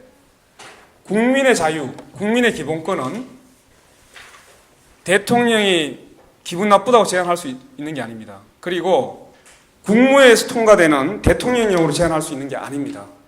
뭘로? 국회에서 만드는 법률로 제한할 수 있습니다. 법률입니다. 네. 그래서 우리가 권리가 침해될 때 그 법률 조항이 있느냐 없느냐를 보는 것은 매우 중요하죠. 그래서 만약에 노동조합이 이미 설립이 됐어요. 근데 노동조합이 아니다라고 그 권리를 박탈하기 위해서는 법률에 근거가 있어야 됩니다. 근데 우리 노조법에는 이미 만들어진 노조에 대해서 권리를 박탈할 근거 규정이 없어요. 근데 시행령이 뭔가 하나 들어와 있었습니다. 이게 노태우 때 노조 해산 명령 제도라는 것을 국회에서 삭제를 폐기를 해버립니다. 근데 국무회에서 대통령령으로 이상한 걸 하나 만들어 놨어요. 그러다 보니까 노조 아니라고 하는 통보하는 조항이 법률에 근거 없이 지멋대로 국무회에서 대통령령으로 만들어 버립니다. 이걸로 할 수 있습니까? 아까 헌법을 제가 말씀을 드린 것도 그거예요. 법률에 근거 없는 시행령은 따라서 무효입니다. 근데 이 무효인 시행령에 근거해서 전교조의 법적 지위를 박탈해 버리려고 합니다. 그래서 어떻게 했어요? 서울행정법원은 집 효력정지 신청을 딱 받아들여버린 거예요. 효력정지라는 건 뭐냐? 법의 노조 통보 처분에 효력이 없다라고 해서 본안 소송이 끝날 때까지 일단 정조의 법적 지위를 박탈하지 못한다라는 결정을 법원이 해버립니다. 청와대가 한 방울 1개월 맞습니다. 여기서. 정교조를 사실은 싹 갈아엎어버리려고 했는데 법원이 제동을 일단 받았어요. 요때는 법원이 좀 살아있는 것 같았어요. 네. 재판부에 따라서 달라집니다. 근데 요 밑에를 보시면 더 매우 위험하다는 사실을 알 수 있어요. 전교조 단순히 노동조합 활동을 못하게 하려고 했을까? 아닙니다. 전교조를 법의 노조화 시키면 바로 교육부에서는 불법단체는 뭐라고 합니다. 원래 불법단체는 아닌데 그렇게 몰아가 버립니다. 이거였어요. 저기 이석기 등 아로 조직의 내라는 문화 국가보안법 적용의 정대, 이거는 형사처벌을 통한 위약, 겁을 주는 겁니다. 본보기를 주면 사람들이 움츠러들죠. 사상통제를 하기 시작한 거예요. 형사처벌을 통한 사상통제가 국가보안법입니다. 아시겠어요? 그래서 국가보안법을 폐지해야 된다고 얘기를 하는 이유가 바로 거기에 있습니다. 창의성이 완전히 다 죽어버려요. 왜? 내가 뭔가 좀 더 나은 세상을 상상을 해야 되는데 그 상상을 하다 보면 내가 언제 처벌될지도 몰라. 새로운 제도를 만들 수가 없어. 창의성을 완전히 꺾어놓습니다. 두 번째, 종국물을 통해서 심리적인 위축감을 줘버립니다. 이거는 근데 사람이 이런 거잖아요. 나한테 아무리 위축을 준다 하더라도 갈릴레이가 얘기했잖아요. 뭐라고? 그래도 지구는 돈다. 이렇게 생각을 한단 말이죠. 근데 그래도 지구가 돈당까지를 없애버리고 싶은 거예요. 이거 뭐냐? 학교 현장의 아이들에게 친일 독재가 마치 올바른 역사인 것처럼, 그것이 진실인 것처럼 가리고 치고 싶은 거예요. 그 친일 독재 세력이 집권을 연구하기 위한 구도를 만들고 싶은 거예요. 그러려면 어떻게 해야 되냐? 역사 교육을 바꿔야 됩니다. 진실을 아는 역사 교육을 바꿔야 됩니다. 그게 바로 한국사 교과서 사태였어요. 근데 한국사 교과서 그것을 학교에서 채택하려고 하니까 안 돼. 왜? 누구 때문에? 전교조 때문에. 물론 전교조를 둘러싼 많은 교육 시민사회단체에서 저지하고는 있지만 학교 내에 선생님들의 저항이 없으면 채택되고 맙니다. 가장 걸림돌입니다. 전교조를 법에 노조하려고 했던 궁극적인 지향입니다. 저는 이걸 듣고 매우 오싹하더라고요. 아, 너무 위험하구나. 지금 일본의 20대들이 가장 거부적인 성향을 보이고 있답니다. 왜? 학교에서 국기에 대한 경례와 그들은 마치 일본 제국주의 시대의 역사가 정당한 것처럼 얘기하고 있습니다. 위안부? 제대로 가르치지 않습니다. 독도? 자기 땅이라고 가르칩니다. 그 젊은 세대들이 늘어나면 늘어날수록 정말로 독도가 자기네 땅인 것처럼 확신을 갖게 되는 거죠. 나이 든 세대들은 저게 우리가 가서 침략해서 뺏은 거라는 정도는 알고 있어요. 속에서는 뭔가 알고 있기 때문에 주장하다가도 멈추면서 할 수 있죠. 근데 그것을 진실이라고 믿고 있는 거예요.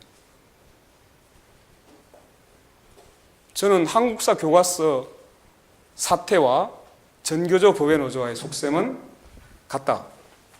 매우 위험하다. 사실 이러면서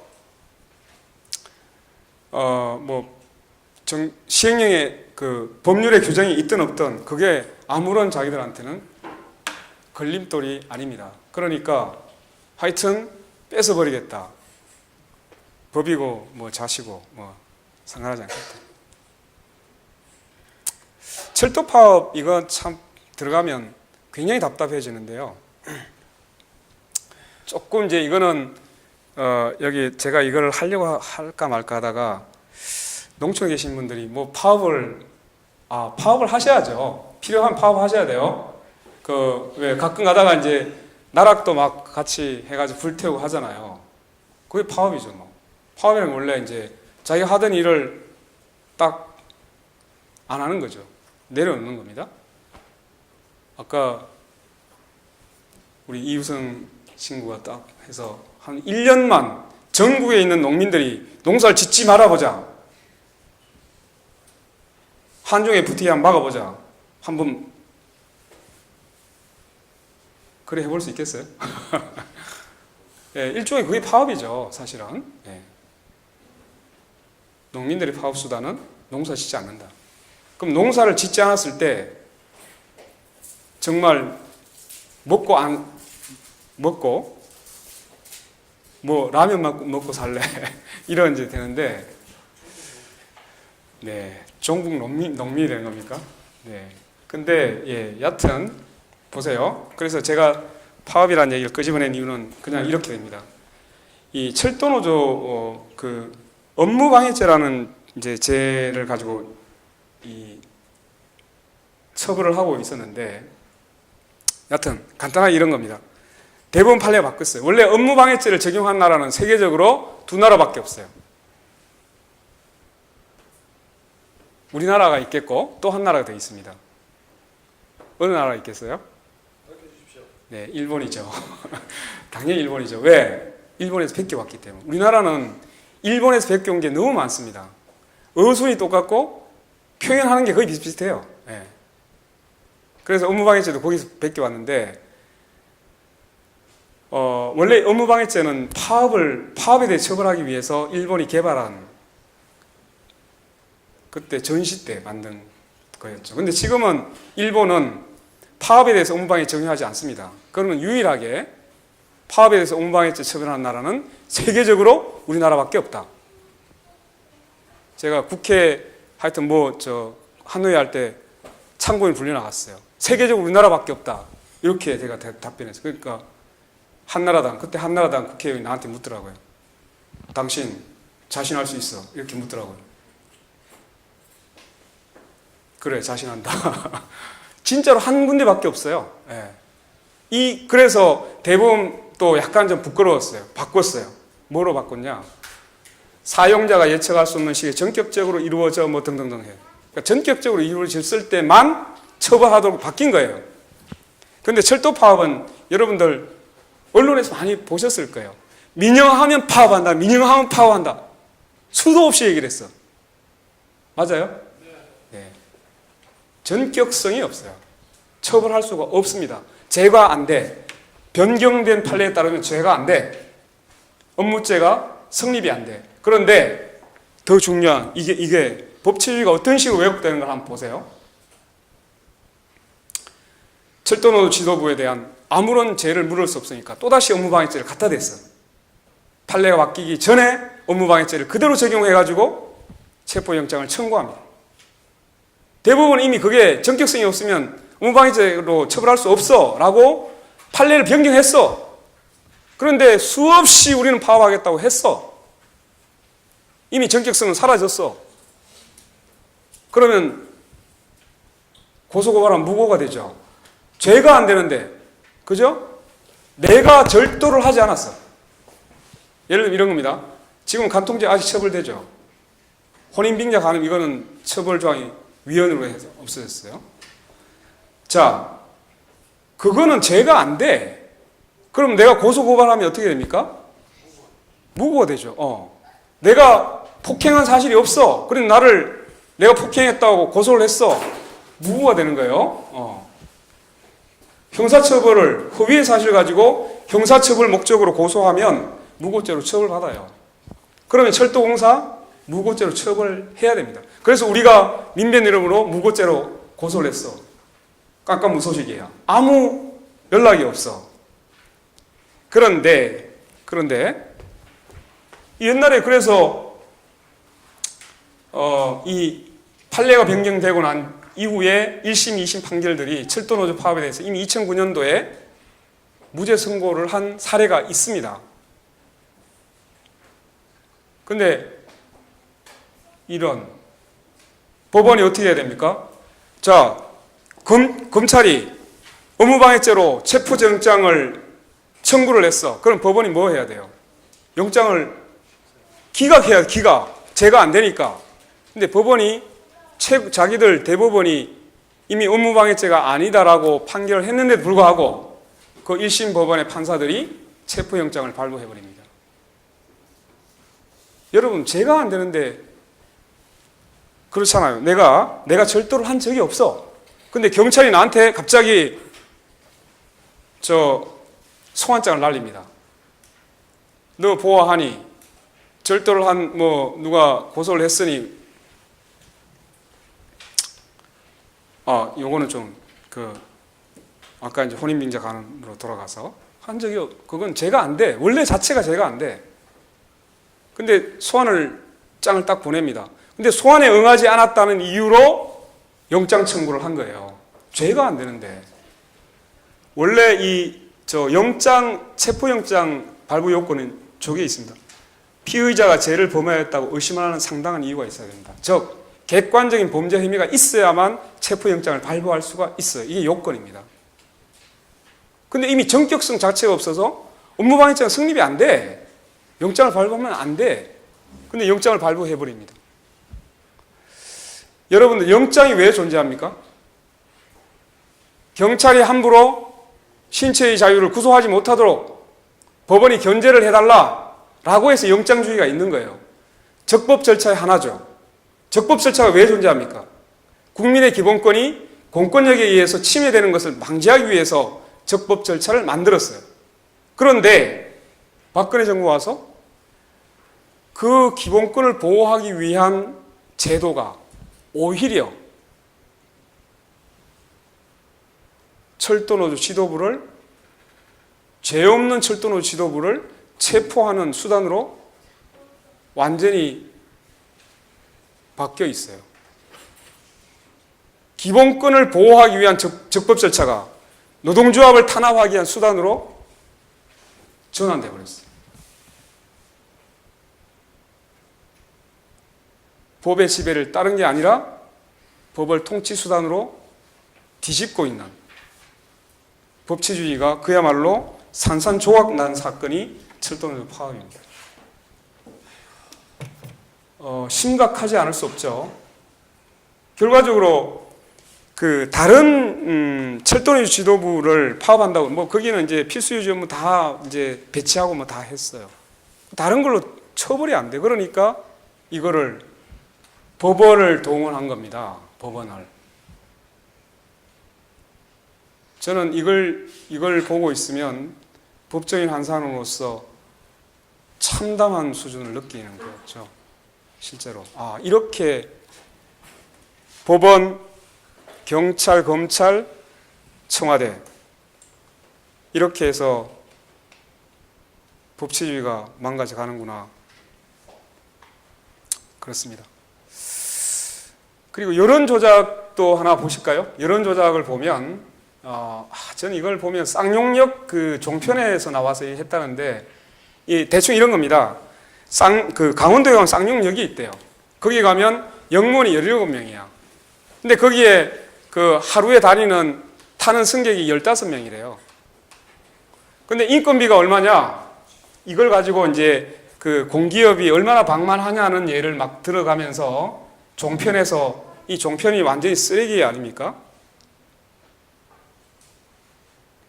인건비가 자 운송 수입이 하루 승객 15명인 운송 수입이 1,400만 원, 인건비는 11억이 들어간다. 그러니까 철도를 민영화해가지고 빨리 효율성을 살려야 되는 거 아니냐? 이렇게 얘기를 했어요.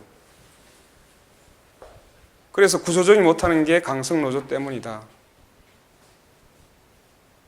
근데 확인해 보니까 쌍용역은 원래 물류를 위해 존재하는 역입니다. 그러니까 여객을 위해 존재하는 역이 아니에요. 시멘트를 실어 나르고 석탄을 캐서 실어 나르기 위해서 존재하는 역이에요. 화물을 다 빼버렸어. 그래서 1년 수입을 봤더니 96억 1,500만 원. 종편이 하는 짓이 이런 겁니다. 제가 인터뷰 한번 나왔어요. 이것 때문에 아니죠. 근데 상대방이 기관사들의 하루 근무 시간이 얼마인지 아십니까? 뭐 저하고 이제 그 철도 민영화가 이게 그 주식 회사를 만들어가지고 주식 양도를 금지시키면 그러면 민영화 안 된다 이런 저쪽 주장을 하길래 제가 그 놀고 있는 그 상법에 대해서 굉장히 무지한 얘기인지 모르십니까? 이렇게 이제 반박을 했더니 딱 끄집어내 나온 소리가 이거였어요. 기관사들이 말이죠. 하루에 3시간 일하고 뭐 월급 연봉이 얼마인지 아세요? 이걸 딱 3시간 일을 한대요. 그래서 나중에 찾아봤어요. 정말 너무 해도 너무하다 이런 걸 그때 느꼈는데 서울에서 부산까지 한번 쭉 KTX를 몰고 가면 걸리는 시간이 3시간이에요. 그럼 기관사들이 내려서 쉬어야 될 거 아닙니까? 30분 쉬고 다시 올라와요. 한 번 내려가는 시간이 3시간이에요. 하루에 11시간 이상씩 근무를 하는 거예요. 근데 그거를 한 번 내려가는 시간을 근무 시간으로 얘기를 하는 거예요. 정말 너무 어거지가 심하다는 생각을 들었던 거죠. 분노에 찼어요. 철도노조에서 엄청난 이 쓰레기 언론들이 쏟아부었던 거죠. 실제로 그 종편이 얘기했던 그 수입의 6,867배. 화물에 원래 그 화물역이 이런 식의 근데 이걸 누가 뒤에서 조정했냐? 국토부 이 시설. 이거를 국토부 스스로가 했더니 뭐 자기들 뭔가 잘못된 것 같다 이렇게 얘기를 하고 그걸 트윗을 합니다. 국토부 트윗으로. 이런 짓을 하고 있는 거예요.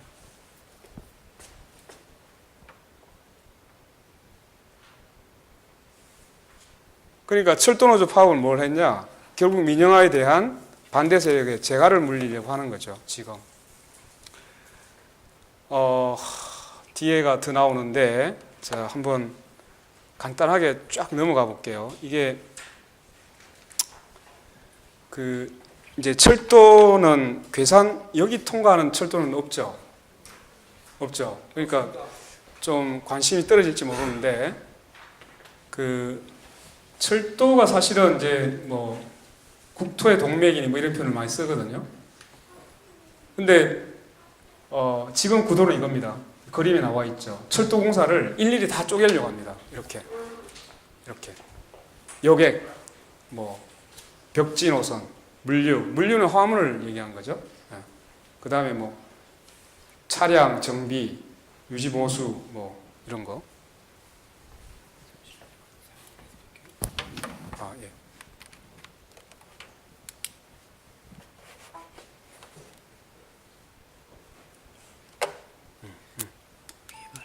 예. 아마 이거를 좀 보면 어떤 식으로 얘들이 지금 철도를 완전히 망가뜨리고 있는가를 볼 수 있습니다. 원래 전체 노선의 길이가 5,000km 미만에서는 절대 분리해서는 안 된답니다. 철도는 규모의 경제가 없어지기 때문에 철도를 분리할 때는 최소 단위가 5,000km 이상이에요. 우리나라는 3,300 몇십 킬로밖에 안 된대요. 근데 어쨌든 이거를 철도공사를 다 나누겠다는 거죠. 이 나누면 팔기가 아주 쉬워져요. 근데 여러분들 이번에 이제 철도를 민영 아니다. 이제 대통령이 나서서 철도 민영 아니다라고 이제 막 얘기하고 나오는데 수서발 문제가 된 건 이겁니다. 수서발 KTX 주식회사를 그걸 분리하겠다. 철도공사에 분리해서 지금 이제 요 선인데요. 여기 보시면 원래는 이제 서울에서 쭉 목포도 가고 부산도 가고 하는데 지금 여기가 마주치는데 여기가 평택이거든요. 근데 요 선을 이제 새로 만든 거예요. 요 평택 수서관을 요걸 만들어 가지고 요걸 이제 수서발 KTX 주식회사를 만들어서 철도공사에 분리시키겠다는 겁니다. 근데 이 돈은 다 어디서 들어갔느냐? 철도공사에서 되거나 국가 예산을 쏟아부은 거예요. 근데 실제로 보면 요 구간을 제외하고는 다 겹칩니다. 기존의 노선하고 똑같이 겹칩니다. 여러분들 철도가 고속도로도 아니고 철로는 한 길이에요, 한 길. 그죠? 같은 노선을 달려가는데 경쟁이 됩니까? 그것도 참 웃긴 얘기죠. 시간 배정을 서로 다르게 할 수 있을 뿐이지 경쟁 자체가 불가능한 거예요. 근데 또 하나는 이 지금 철도공사에 가장 돈이 되는 거 이게 이제 2009년, 2008년도에 지금 이제 여기 보세요. 이게 KTX입니다. 여기 일반 여객이고 광역, 물류, 여기 화물입니다. 특별. 요 세모는 다 적자예요. 적자 구간에. 유일하게 KTX만이 이익을 내고 있어요. 2,495억 원. 지금은 한 5천억 정도의 순이익이 난답니다. KTX가. 나머지는 다 뭐냐? 다 보면 우리가 새마을, 무궁화 이런 거 있잖아요. 이거는 공익성을 위해서 존재하는 그러니까 벽지노선. 벽지노선은 사실은 승객이 없더라도 왜 들어가야 됩니까? 발이기 때문에 들어가야 돼요. 그래서 이런 데는 다 공익적인 서비스를 위해서 존재하는 겁니다. 그래서 적자가 나요, 적자가. 그러면 어떤 식으로 하느냐? 이걸 이제 교차 보조로 하는데 KTX에서 번 돈을 다른데 메꾸어 넣는 겁니다. 방식이. 철도가 원래 경영을 방만하게 해서 적자가 생긴 게 아니라 이런 구조에 있기 때문에요. 자, 내려가 봅니다. 이건 설명했고요. 근데 여기 철도공사에서 수서발 KTX 주식회사를 별도로 떼서 해봤더니 승객이 하루에 약 5만 명 가까이가 이게 약간 강남 쪽에 있대요. 그래서 요걸 딱 떼버리면 여기로 원래 이쪽 없을 때 여기 있던 승객이 한 4만에서 5만 명 정도 이동을 한답니다. 그러면 1년에 얼마의 손실이 발생하느냐? 철도공사의 수익이 저기 나오죠. 4,600억 정도의 매출이 수서발 쪽으로 이동해 버립니다. 유일하게 이익이 나는 KTX 노선을 저거를 떼가지고 사실상 팔겠다는 얘기를 하고 있는 거예요. 철도공사가 스스로가 출자 결의를 합니다. 철도공사 얘들 바보 아니에요? 맞잖아요. 자기들한테 유일하게 알짜 노선, 돈이 되는 노선 아닙니까? 그거를 별도 회사를 만들어가지고 떼주고 자기는 알거지가 되겠다고 하고 있는 거예요. 그래서 업무상 배임죄로 이사들을 우리가 고소를 했던 겁니다. 이해가 안 되잖아요. 왜 그랬을까? 자, 이제 이게 나옵니다. 여론조사를 해봤더니 이거 민영화 같다 이렇게 답변을 하는 거예요. 국민들도 이렇게 대충 다 알아. 이제 자 보시면 되는데 국회의원들이 65% 정도가 민영화다 안 된다. 뭐 이런 게 나오고 이제 여기 보면 이제 그런 아까 처음에 얘기를 했잖아요. 철도 산업은 일단 규모가 있어야 돼요. 기본적으로. 근데 우리나라 안 된다는 거예요. 이게 연구에서 나온 여기 보시면 철도거리 우리나라 철도는 경쟁을 도입하기에 규모가 작기 때문에 중복 투자 발생 등으로 효율이 떨어진다고 이래요. 그래서 한국 3,554km, 일본 이렇게 돼 있죠. 그래서 적정 영업 연장은 4,000에서 5,500이다. 이렇게 나와 있잖아요. 이건 이미 여러 이제 외국의 철도 산업에서 연구한 결과입니다.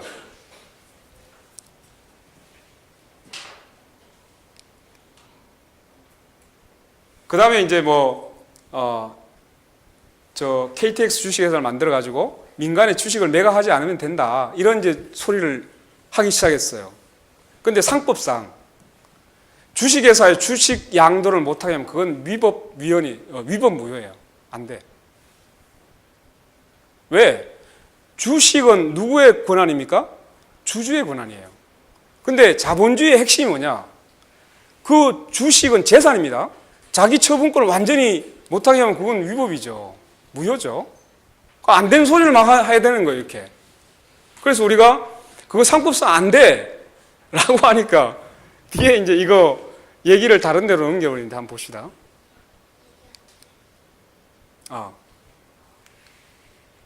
그러니까 그 다음에 뭐라는 줄 아세요? 만약에 철도 수서발 주식회사에서 주주들이 주식을 매각하면 우리가 면허를 취소해버리겠다. 말이 바뀌었죠? 예. 면허를 취소할 수 있을까? 예.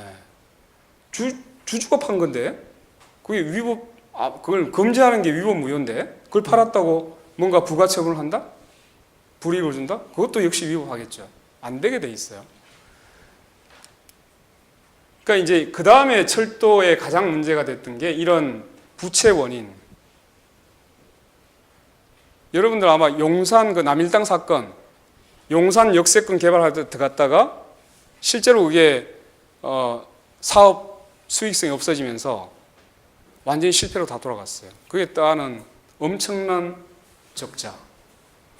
인천공항철도 저거 처음에 그 맥월인가 들어와가지고 이걸 다시 샀잖아요. 그죠? 여기에 보존하는 이런 식의.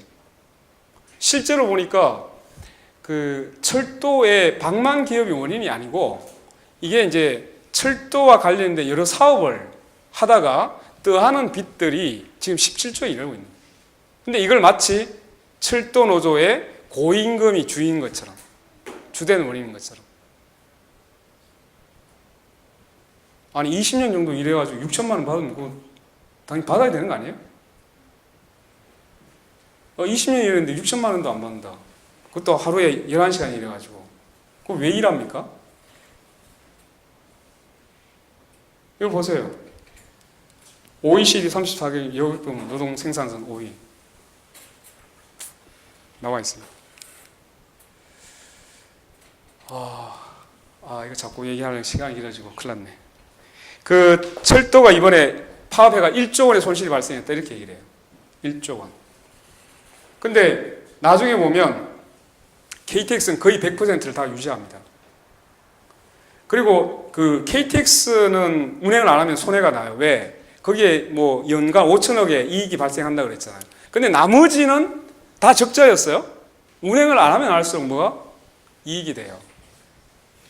근데 얘들도 KTX 운행은 최대한 유지하려고 했어요. 그리고 KTX가 예를 들면 15분 간격으로 배차가 되는데 만약에 중간에 하나가 빠졌어요. 고객이 다른 데로 갈까? 다음 차를 타든지 앞당겨 탑니다. 절대로 다른 데 안 가. 왜? 시간이 훨씬 더 걸리기 때문에. 그래서 거기에서 불이익이 생긴다는, 그 손해가 생긴다는 것이 사실상은 또 안 맞고, 그 다음에 또 보면 이 화물 운송에 엄청난 차질을 빚었다 이렇게 하는데 철도의 화물 운송 분담률이 5%밖에 안 됩니다. 1조 손실이란 거 어디서 나오는지 도대체 믿을 수가 없습니다. 특히 화물이나 아까 보셨죠. 새마을, 무궁화 이런 것은 운행 안 하면 이익이에요. 운행하면 적자예요. 손실이 완전히 어떻게 편성을 하는지. 그래서 또 이런 얘기가 있습니다. 화물 분야 시멘트 업계에서 12월 30일 날 그때 파업이 끝났어요. 근데 12월 17일 날 자기들 기자회견에서 수도권 부곡 양해 기지 재고가 3, 4일분이 남아있다. 이게 무슨 얘기냐? 강원도 삼척에서 시멘트를 석회 같은 거 파가지고 가잖아요. 그러면 바로 공장으로 들어가는 게 아닙니다. 이런 기지에다 쌓아둡니다. 이거를 해가지고 레미칸 실어서 이제 회사로 공급을 하는데 요 중간 기지에 재고가 3, 4일분이 남아 있었어요 이때. 따라서 시멘트가 부족해가지고 손실이 발생했다. 시멘트가 공급이 안 돼서 뭐 생산이 차질이 빚었다. 스스로가 그거 다 아니다라고 부인을 해버린 거예요. 화물에서 무슨 손실이 있었느냐. 여기 이제 아까 설명했던 거죠. 뭐 그렇다는 얘기입니다. 이건 나중에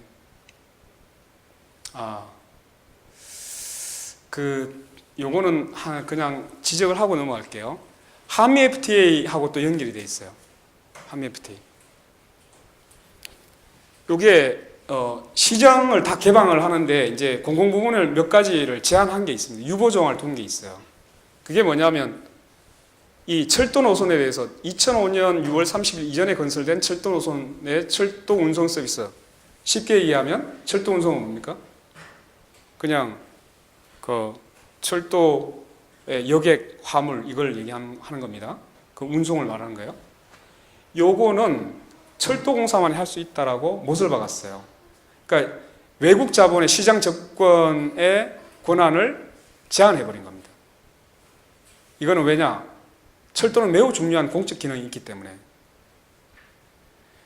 2005년 6월 30일 이전에 설립된 노선이 우리가 지금 계속 타고 다니고 있는 평택과 부산 또는 동대구 요 노선입니다.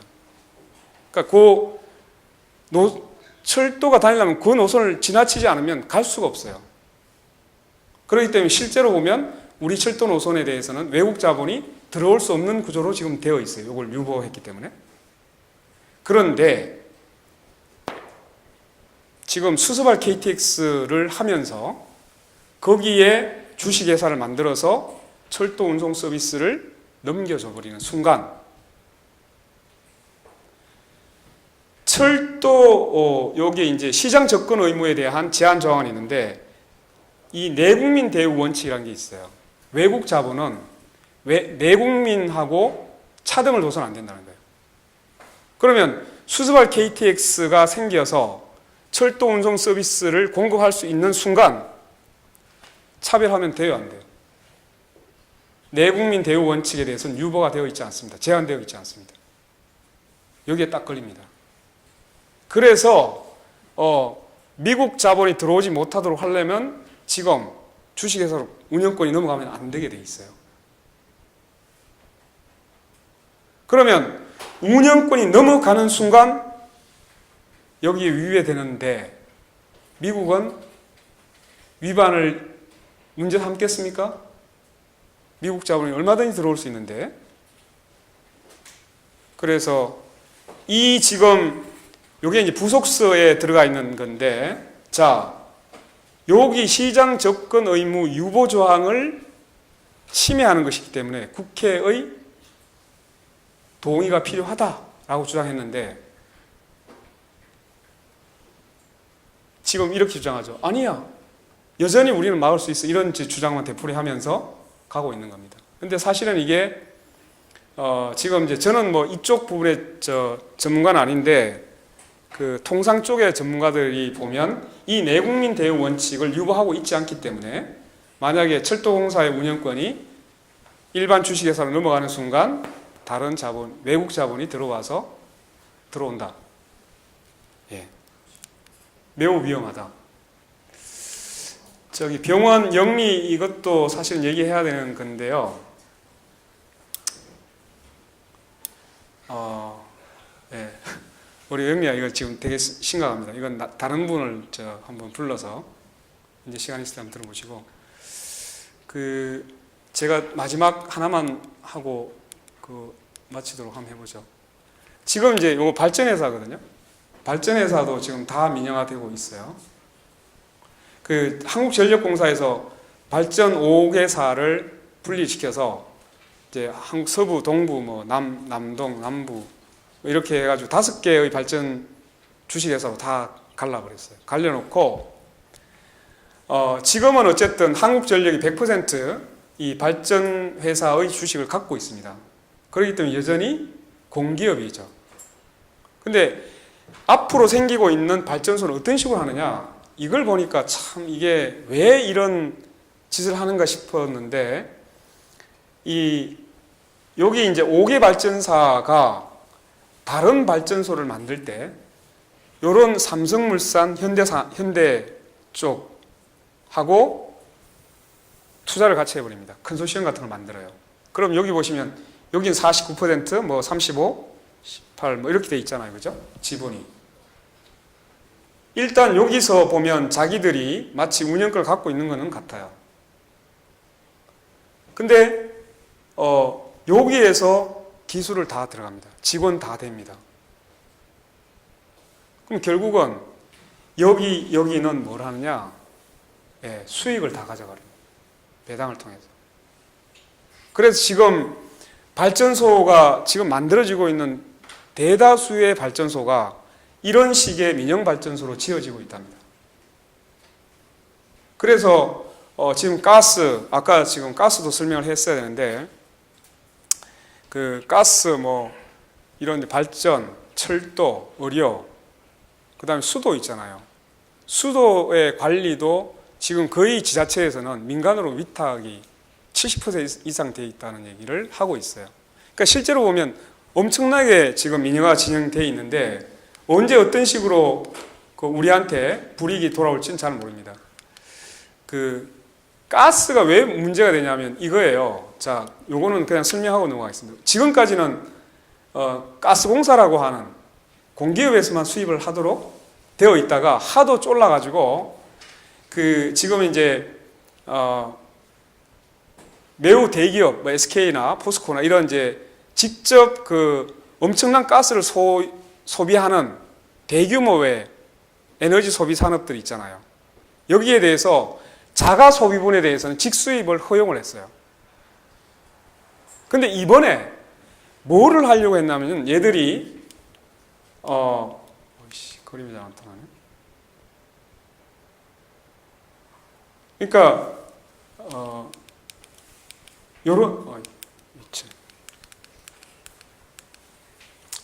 자, 여기 보시면 이런 겁니다. 원래 이제 가스는 그 액화를 시켜가지고 들어옵니다. 그래서 기화를 시켜요. 다시 가스 상태로 만들어가지고 그 다음에 이제 주택으로 산업용으로 뭐 발전용으로 이렇게 가는데 이 발전용을 하든지 아니면 산업용에서 이게 소비가 엄청나잖아요. 그러면 이거를 그 쓰고 있는 자체 직수입을 하는 권한을 이미 줬는데 요거를 판매할 수 있는 걸 허용해 달라라고 주장하기 시작한 겁니다. 근데 이 가스는 아주 대규모로 계약을 하기 때문에 이 자본은 이렇게 한답니다. 그 가스가 비쌀 때는 한국가스공사한테 떠넘길 수 있답니다. 가스공사 니네가 사라. 그럼 가스공사는 국민의 세금으로 보존받아서 비싸게 사더라도 일정한 가스값 이상으로 받지 못하도록 돼 있어요.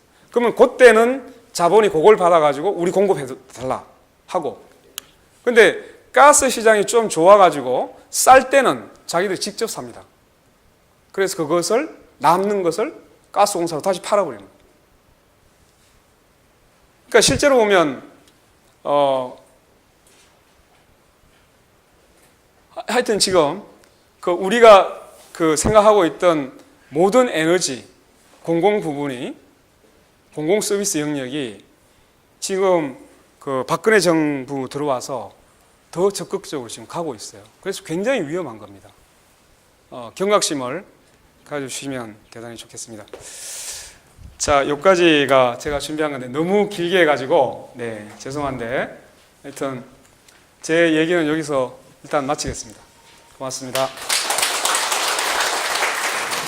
원래 그 새마을 지도자가 듣기에는 되게 좀 힘든 내용이었어요. 근데 의식화라는 게 사실 불편해요, 그죠? 근데 의식하지 않으면 그 고통을 살 만큼 산 사람들보다는 다음 세대가 더 많이 받게 되기 때문에 의식해야 된다는 생각이 드는데요. 어쨌든 작년 12월부터 시작한 겨울 공자를 오늘 다 같이 그런 날입니다. 마지막으로 그 강의를 해주신 우리 권영국 변호사님께 다시 한번 박수 부탁드립니다.